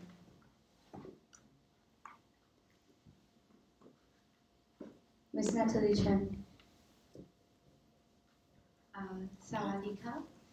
I am come from Hong Kong, and I want to sell you a project in Thailand. That is Sawadi project. You may not have heard of this project before, but then people normally go to Chatterjee market to like travel and to buy things at the weekend. Yeah, probably you have been there before. It's very cheap, and then we eat things and we shop around. But there are more you can do in Thailand, like interacting with the children. Maybe their English is not that good, but you can still teach them by playing the games and interact with them. Actually, they will feel very happy and cheerful when you are teaching them the English in a very creative way. And I think you can go approach AIESEC and to find them, ask them about this Sawadi project. And Kokunka. Ms. Rainie Chau. I believe that for India, it may be a good idea to join one of our project, one of our GD project, which is working in AIESEC University of Hong Kong. And the first reason is because CityU is a very diverse place and in Hong Kong as a university. And while working here as a tutor teaching English, you will have a way to get in touch with different other people. And another thing is you can and to know more about the differences between the university or institution in India and Hong Kong. And the other thing is, I believe working as an English teacher in CityU can help you to bring back what you have learned back to India in terms of maybe the education method, and this is something that you can help to improve your country as well. At time 1:01, Chairperson receives General Motion number 1, which is that the warmest welcome be given to Mr. Matthew Chain, the LCVP Outgoing Global Volunteer and Marketing Communication of AIESEC Employee of Session 1718. Can I have a proposal from the floor? Ms. Irene Seconder. Ms. Naomi Wong will speak for motion proposal. Thank you for coming here today. So one of our candidates is running for OGV, so we're hoping that you could ask her more about OGV, since we would like to prepare her better. And feel free to ask more questions for both candidates in terms of EV mindset as well. So thank you. Will seconder speak for the motion? Seconder. Thank you, Chairperson.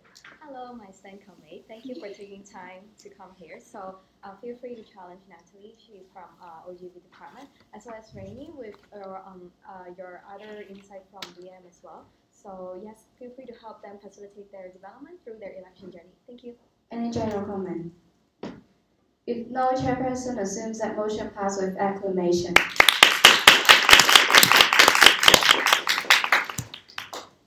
New question. Mr. Nathan Chen. Morning candidates, I have tailored questions for each of you. Natalie, I imagine that your summer experience with a volunteer project is not going to meet your expectations. How would it affect your confidence and your motivation in promoting more projects? For Rainie, I was told by Ali from Syria that you are one of the members that has the most prominent achievement in signing contracts. Is there any tip you can share?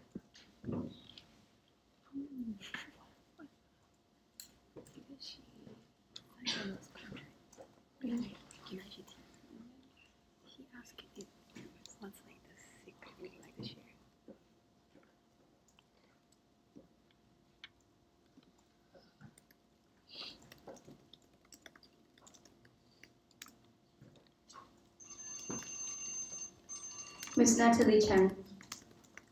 Thank you, Chairperson. So I think first of all, the influence will be both positive to my motivation and confidence, because the first thing, referring to my manifesto, to provide our exchange participant a worth it experience by standard gatekeeping is one of my strategic area.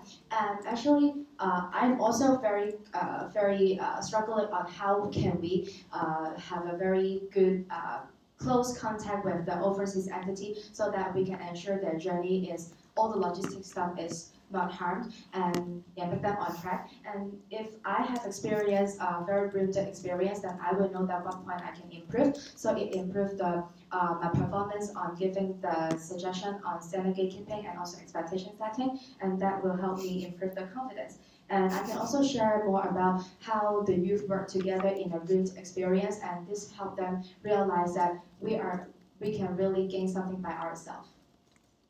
Ms. Rainie Chau. Thank you, Chairperson. So my first tip would probably be you have to really make sure and understand what you are looking for, because some background information, what we do in IGT is prospecting, and when I first do prospect, I try to find out what kind of company that I want, which is company that already opening position, so that there may be a higher chance for them to contact us back.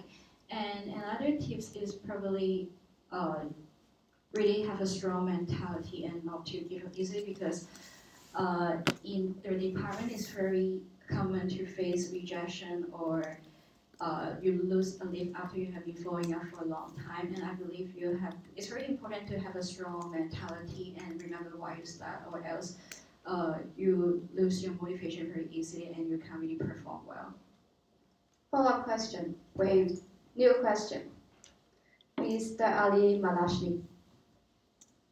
Thank you, Chairperson. I would like to ask, what do you think would AIESEC lose if it was professional and instead of being done by us students who barely have any time to even attend the meetings, like most of us are not even here now today, it goes professional and try to do it as either as an NGO or maybe as a profit organization. What would it lose and what can it gain?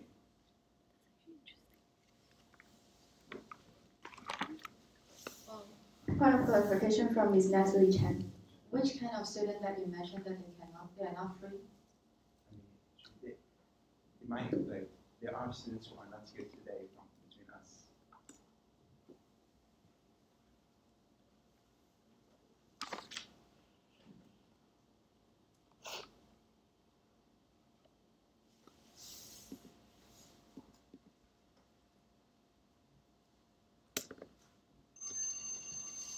Time's up, candidate.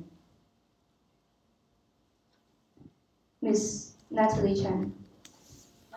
The first thing is making all the members clear why they are in AIESEC and why they have to come to these kind of meetings.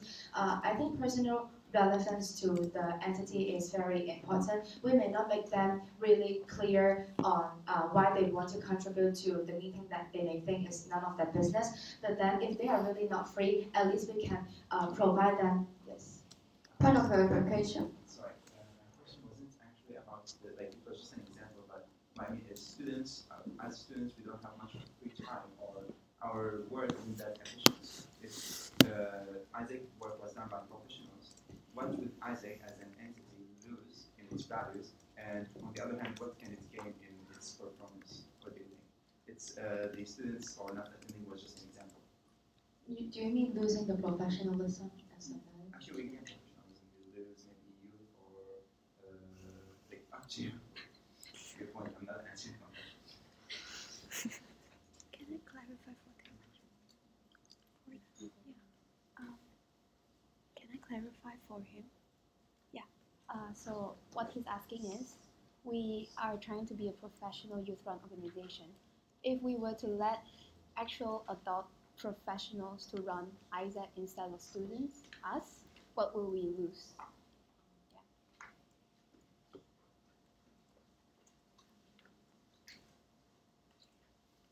Ms. Rainie Chau. So I think the first thing that we would gain is probably efficiency and network, because if the AIESEC is not run by students but run by professionals instead, they for sure have more time and effort and more knowledge and experience that they can devote in this organization, and then network can actually help the organization to grow better and stuff. But then I think the most important thing that AIESEC would lose if they are not run by students is our own vision and our own belief, because what AIESEC do is to replace trust in youth and make sure we develop leadership in them and to believe that's a fundamental solution. If the organization is not run by students, then I think AIESEC would actually lose its value and belief, and it's not AIESEC anymore. Ms. Natelie Chen. Thank you, Chairperson. The first thing that we can gain is the confidence from our markets, our customers, because I have been browsing other websites of other volunteer experience of providing overseas experience, and those websites are really well organized and easy to use, like without any delay or such or any stuff that happened in AIESEC.org. I think this is the first step. We show that we are very if they're the professionals come and help in this entity, and this is the first thing that we can show that we are effective and a very good entity that you can rely on. But the things that we'll lose is that because we label us as ourselves as a youth-run organization, if there is no more youth in it, and who are we going to develop? If we are just developing the outsiders, the young people in the market, but not our members, we will lose the how numbers that we can reach our impact. Any follow-up question? Wait, Chairperson would like to draft the question list for the first round of question and answer. So if you have questions that would like to address to the candidate, please kindly raise up your hand now. Any more? Okay, if no, then I will start. Ms. Naomi Wong, Ms. Rhiannon Chong, Ms. Irene, Mr. Brian Wong, Ms. Muskan Gandhi, Mr. Chris Chau, and Mr. Matthew Cheng. And we'll start with Ms. Naomi Wong. Thank you, Chairperson. So this question is from our silent note taker. His question is, are you better than your current VP?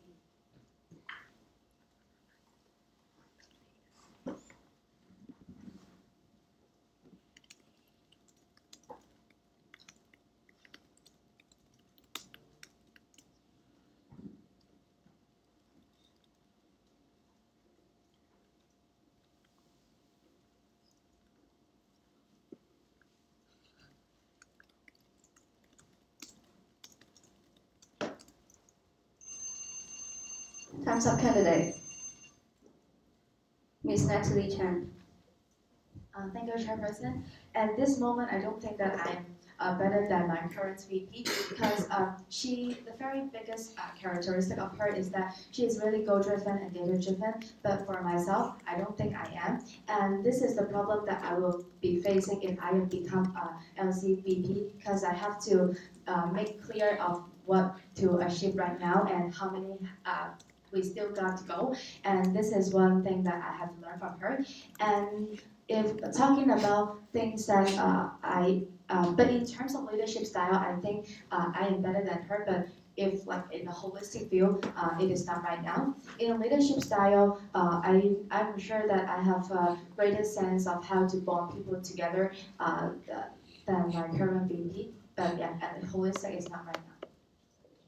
Ms. Rainie Chau.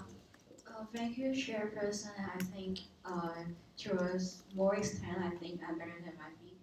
And for some, I believe that no one is entirely better than another person, but I think what Gary is better than me now is probably most importantly in terms of operational knowledge because he has been in this department for like almost 2 sessions, and for sure he knows more.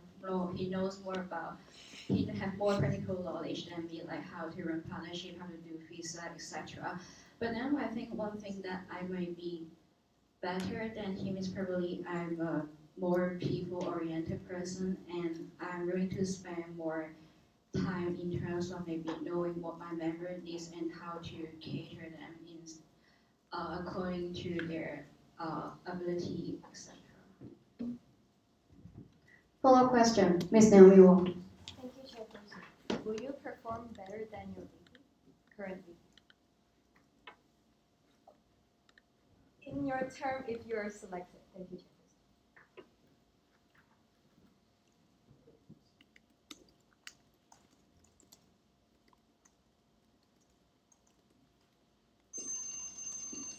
Time's up, candidate. Ms. Natalie Chen. Thank you, Chairperson. The answer is sure. I will try my best to perform better than my current VP because we are a very young entity as an CityU. So if we are not improving the performance of each functional area, and so as the LC, this is not what we want to see, and so I'm sure I have to.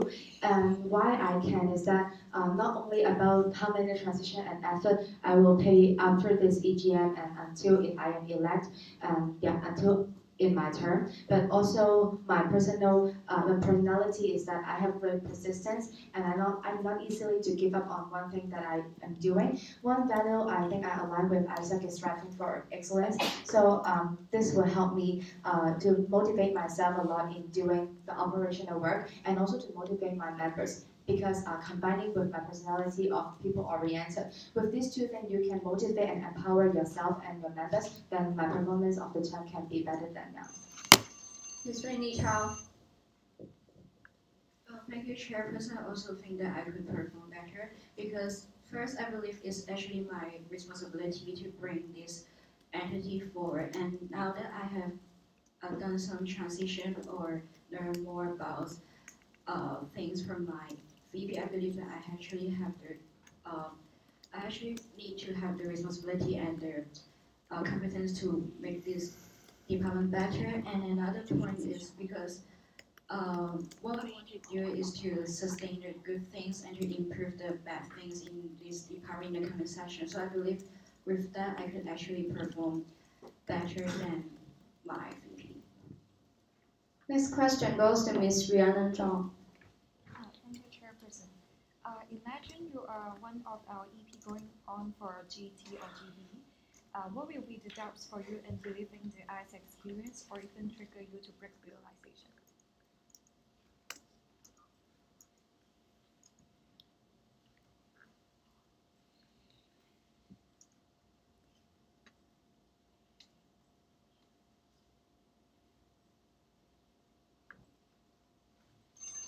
Time's up, candidate. Ms. Natalie Chen. Thank you, Chairperson.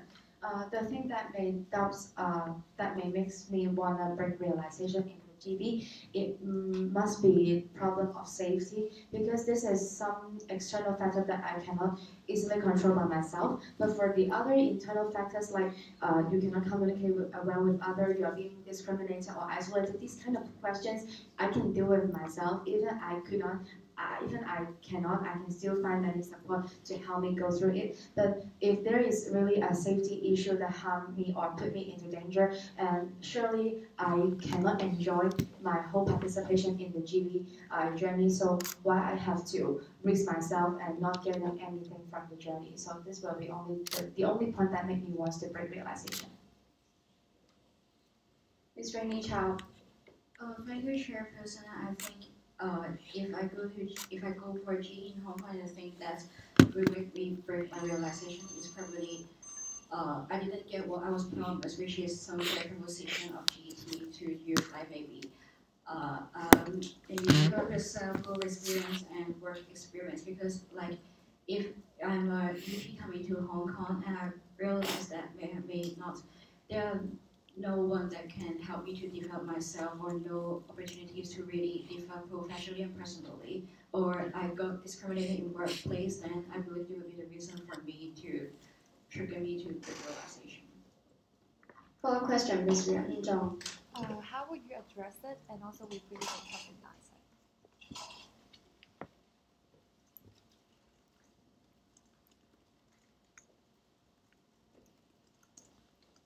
You mean address it as AIESEC member or as the EP? Address it as Sir AIESEC.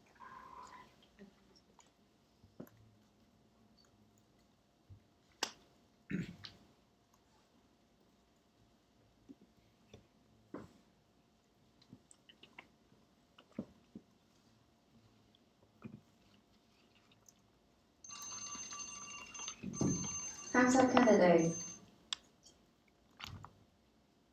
Ms. Rainie Chau. Thank you, Chairperson. So as an AIESEC, my first way to address is to properly communicate with TN and EP, because as you might know, we actually have to sign a contract like JD before the start of the opportunity. And if the EP think that he's not getting what he or she is promised, then I think it's very important to understand if there is something went wrong, and so we can actually fix the problem.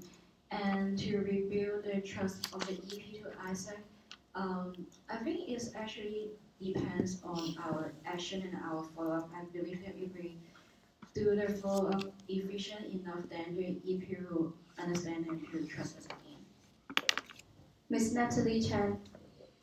Thank you, Chairperson. To address the issue, the first thing, of course, is internal evaluation of OGV. Like, what is the follow-up in the process when the EP is going on their journey? How do you follow up the really detailed evaluation that why this incident happened? Whether we have already checked the safety issue of that country at that moment, at the current period of realization period. And this is the first thing, internal. And externally, I think we have to contact back the OP, the opportunity manager back in the overseas entity, because this is not only our job, but also their follow-up having some problem in it. And to rebuild the trust is also how we guide them through the inner outer journey back when they come back to Hong Kong. Even though they bring realization, they do not have to blame themselves, and we do not have to blame them for not getting a refund or why you break the thing, but just to let them know we will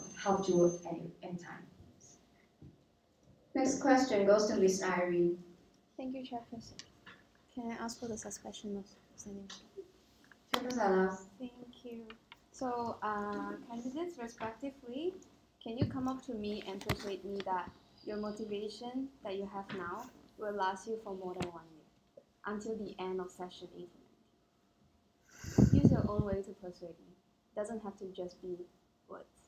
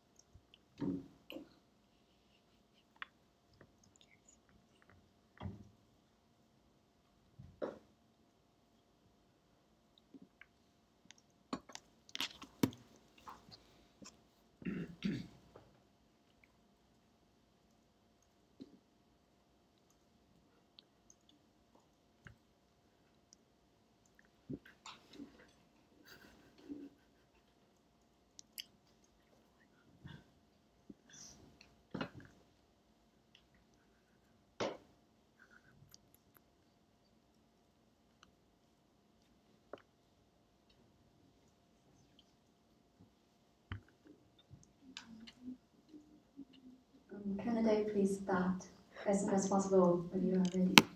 Okay. Yeah. So the thing that I think will motivate me throughout this session is EP, and one of the example is what's a conversation that I had with one of my current You can EP. move. Okay, sorry. EP, but same, and because like you see that EP misspell your name, but it's okay. yeah, it's okay, but it's not the point. But the point is, through communicating with him, I really see that their impact and how important that we meant for him as their closest people that they have so far away from home. So I believe my love and care for PP, and my belief that what we can really do is the thing that can motivate me for this session. The EP said you're kind, Gary.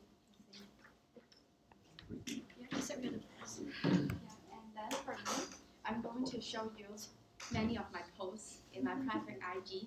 Actually, I am still not very really open up to show AIESEC people my posts about AIESEC in my public IG because I'm a little bit shy.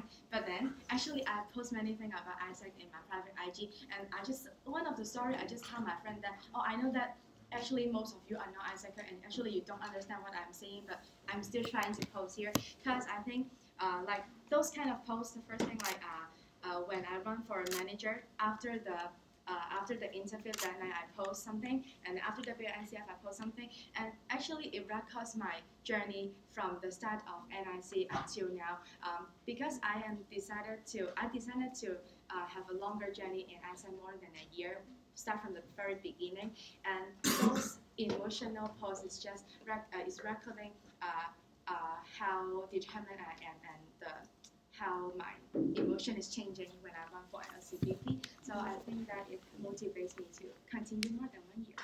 Thank you. Okay, standing order is now resumed. Follow-up question, Ms. Irene. Thank you, Chairperson. So one of the concerns that both of you raised to me was you do not feel as confident as you hope you'll be. So can you convince to all of us here that your motivation can eventually build your confidence, and how do you expect your LCP or your EB to help you build the confidence in you?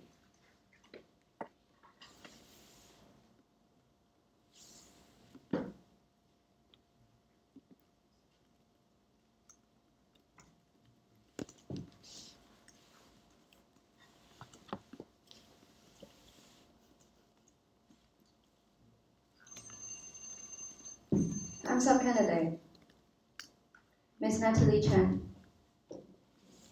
Thank you, Chairperson. Because I am very determined in doing the LCVP, I also tell my family that you cannot stop me because there's no way for me to turn back already. And then so I think this motivation can help me be more to try to approach to more counterparts other than my LC. Because for taking example, I've already doing transition for with most of the VP in my LC, then I have to go for some externals and alumni, and I have already do one phone call transition with one external back then, and I think their support and their advice on me will help me build confidence on how can I improve, because only knowing your current situation and problems in your LC is not enough. You have to know why others are doing better than us, or why do they have to suffer from the same from us. So I think they can help me build confidence on physical knowledge of OGB. Miss Rainie Chau. Oh, sorry. The way I explain how motivation can build my confidence is that, as I mentioned, motivation is seeing the EP, and actually one of my biggest reason for having a low self-confidence is that I believe I'm not good enough. But then after talking to EP, I realized that actually it doesn't matter. I'm not the best out there, but as long as I'm willing to try and help them and also make the impact, it doesn't matter how competent I am. And this question is, how do I expect my EB or LCP to help me to build my confidence? And I believe that the best way is probably, I hope they can be very honest and to help me to evaluate myself, because I feel like confidence is something that comes from experience and knowledge, and if they point out something that I'm not doing good enough, then I could really learn from it and to grow and to be more confident. Next question goes to Mr. Brian Wong. Thank you, Chairperson. Both of you said you are a challenger previously. I assume that includes challenging yourself. Meanwhile, both of you are going for the VP of your current department. Can you tell us the reasons why you did not choose to go for the VP of other departments? Thank you.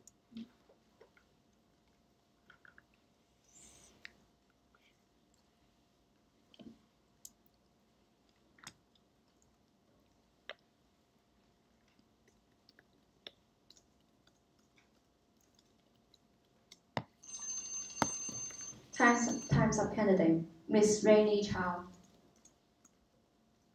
Thank you, Chairperson. So the reason why I've decided to stay in IGT for another year instead of trying another department is that because I believe I can bring the most impact in IGT because as a member for 6 months I have learned a lot about the operational knowledge about IGT, and I believe it can help me to bring more impact in IGT instead of going to other department. But at the same time, because I'm a challenge, so I actually doesn't mind going or taking challenges in other department as well. Miss Rainie Chau, Miss Natalie Chen. Thank you, Chairperson. One thing is that I think challengers, they are trying to take challenge but not to take risk.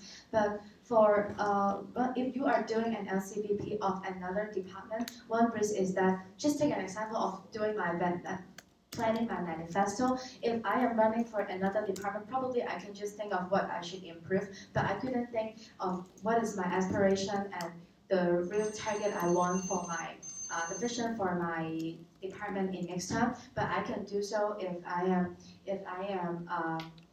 running for LCVP in my own department. And also another reason is that learning from lesson is the best you can gain. And so if I can learn from the obstacles and the setbacks in this session, it will facilitate me in my performance of the next session.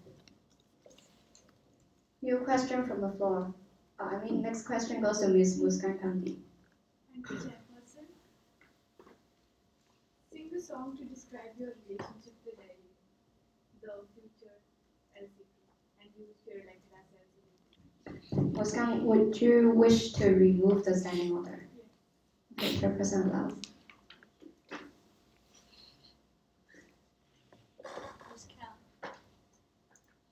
Can you repeat the whole question again? Sing the song to describe your relationship with Rainie, who's the LCP elect, if you're elected as the LCP.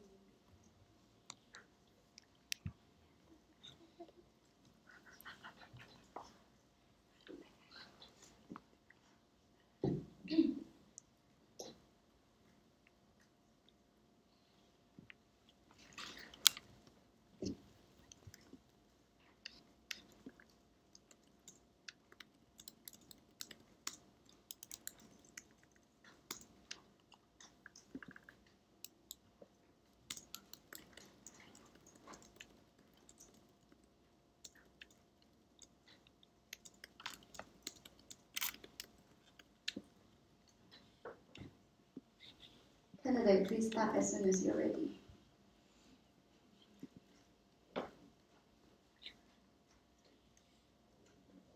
Ms. Natalie Chen. I forget the name, but then that is the one song of High School Musical. So probably everyone have heard of it before. We all in this together. Once we see there's a chance that we have and we take it. Yeah, that's it. And then why I choose this one is that because I'm people oriented, and I feel like only if your whole LC is running for the same common goal that you want your LC to improve, then we will not just only focusing on our own functional area, but boosting the growth of the whole LC. And one thing in the lyrics very important is that we will not give up any chance that we can take. And like just a very a simple example of OGB, we cannot let go any leads in the attraction period from the consideration, because we do not know how many leads can we grab back afterwards. Just like yeah, that's why we should pay our very large efforts in grabbing the chances that we have. Ms. Rainie, Chau. And like options probably be a children's song. It goes like row, row, row above I forget the lyrics, but then the reason why I choose this song is because I feel like AIESEC in CityU is actually like a boat, and the LCP and the other EP is actually the one who is rowing the boat, and for the boat to move forward, it's actually very important for us to have the same pace and direction, etc. And if we're not taking care of each other, then the boats will probably flee and we're going to be drawn together. So I believe that's would describe our relationship. Follow question. Wait. Next question goes to Mr. Chris Chau. Thank you, Chairperson. As a leader in AIESEC, you know AIESEC is an organization that lacks resources and time. So first of all, I want to request for removal segment. Chairperson allows. Okay. In order to test your agility and creativity with very limited time, please use everything you have in this space and to create some impact in this room together. Thank you.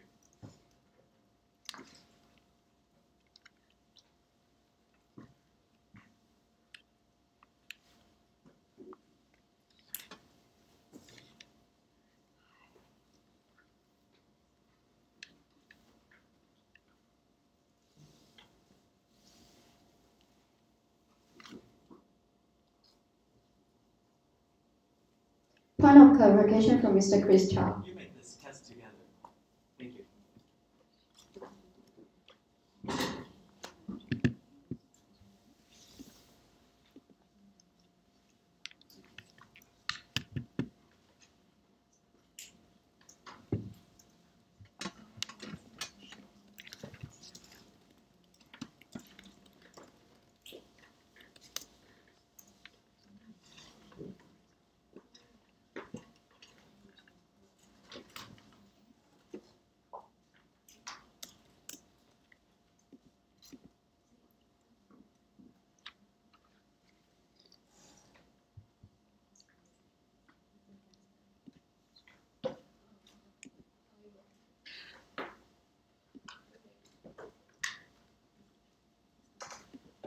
So hi guys, I think we need your help, and what we're trying to do is having a lecture mini orchestra. So later, first row of people start clapping your hands,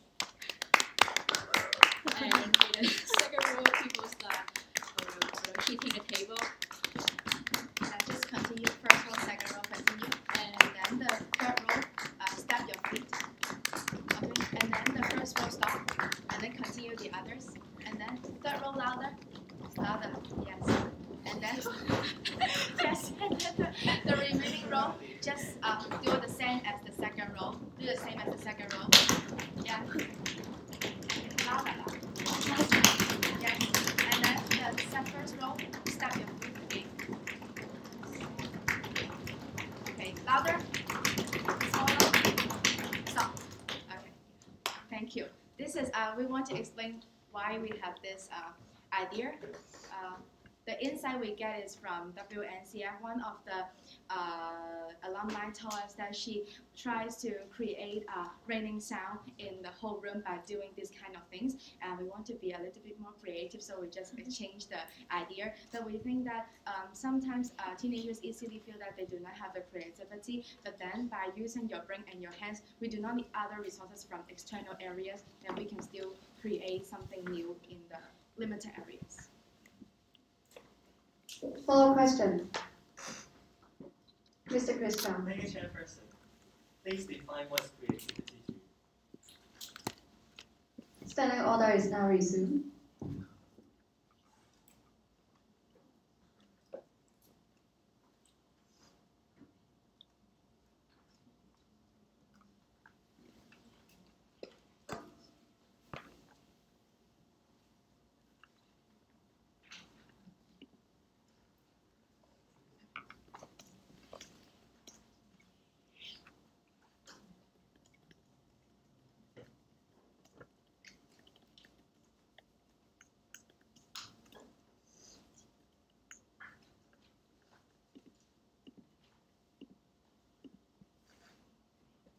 Ms. Natalie Chen.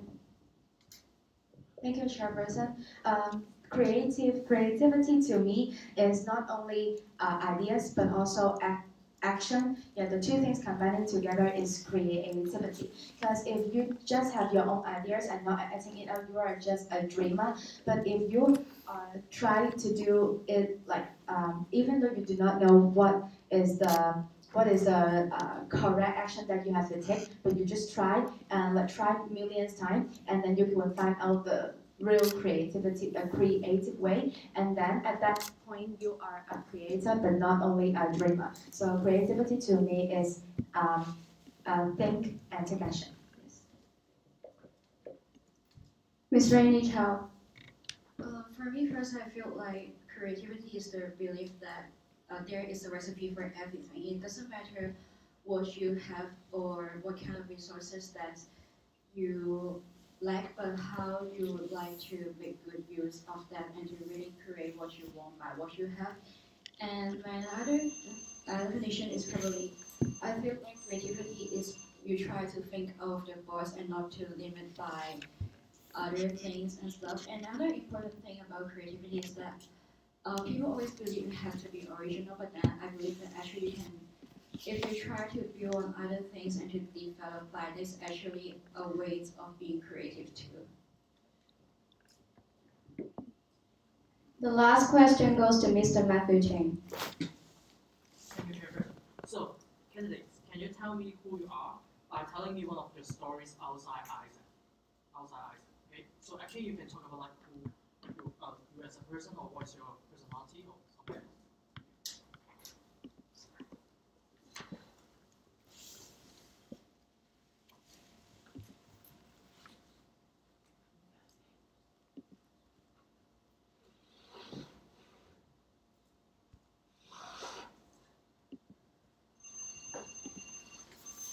Ms. Natalie Chen. Thank you, Chairperson. The story I would like to share is about my two experience in musical back in my secondary school, because I consider myself as quite a good dancer in drama, but then I'm really a bad singer. But this is very contradictory for a musical player, that you should be good at both things. So this brings me a very big barriers in my first musical, that like I always scolded by the director, losing confidence that the director have to change key for me, and this really made me feel so ashamed. And then, but in the second musical, I get improved, even though I'm still not a very good singer, the best singer, but at least I try my best. So the first thing improved is my persistence to overcome the barriers that I've tried and not to be fear of that, and just to try take challenge again. And the second thing is that my personal value, everything comes with a reason. The first time I failed is because to help me to prepare better for my second time. Ms. Rainie Chau.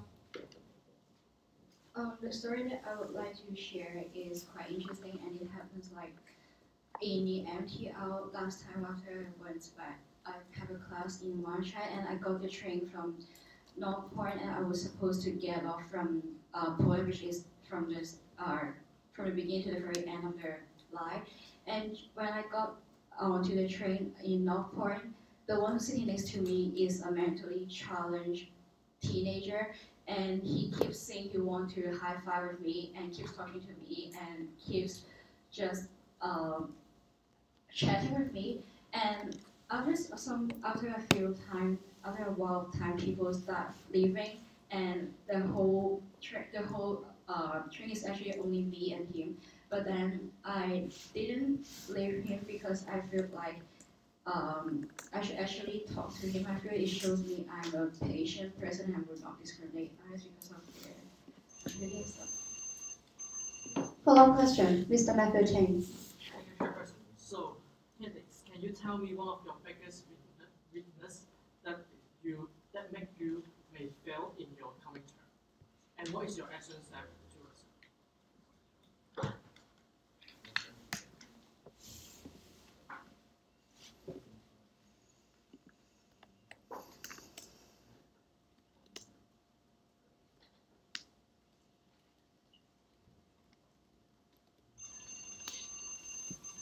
Thumbs up, candidate.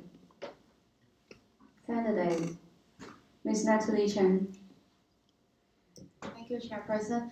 My biggest weakness is that I always have many thoughts, and I wanted to change it, like always changing the plan because to strive for a better performance. But then it may makes my instruction to my members a little bit not clear and not firm enough. And this is also what I experienced in this term in my sub-team. Some members do raise this concern to me that if you are a leader, then you have to be more firm, even though you want to like have any changes. And so in the next term, I'm actually still also improving in like the first thing is the way of speaking, how you present your ideas and giving instruction. The second thing is that planning is always changing, but you first have a very clear direction and vision at the very beginning. Then any kind of changes of the plan can also still drive you back to the same vision. Then this can also make my goals clearer and firm. Ms. Rainie Chau. And I think my biggest weakness probably thank you, Chairperson. I think my biggest weakness probably I'm too idealistic, and because I always think like I always feel like things can be better and we can perform better. And sometimes I may have some unrealistic expectation for myself and member. And my action step to fix on this problem is probably setting some feasible and achievable goal for both myself and department and members. To be more concrete, maybe I think I would start by maybe defining the departmental KPI, like the number of contract signed, number of meeting breaks for each member, so I can make sure my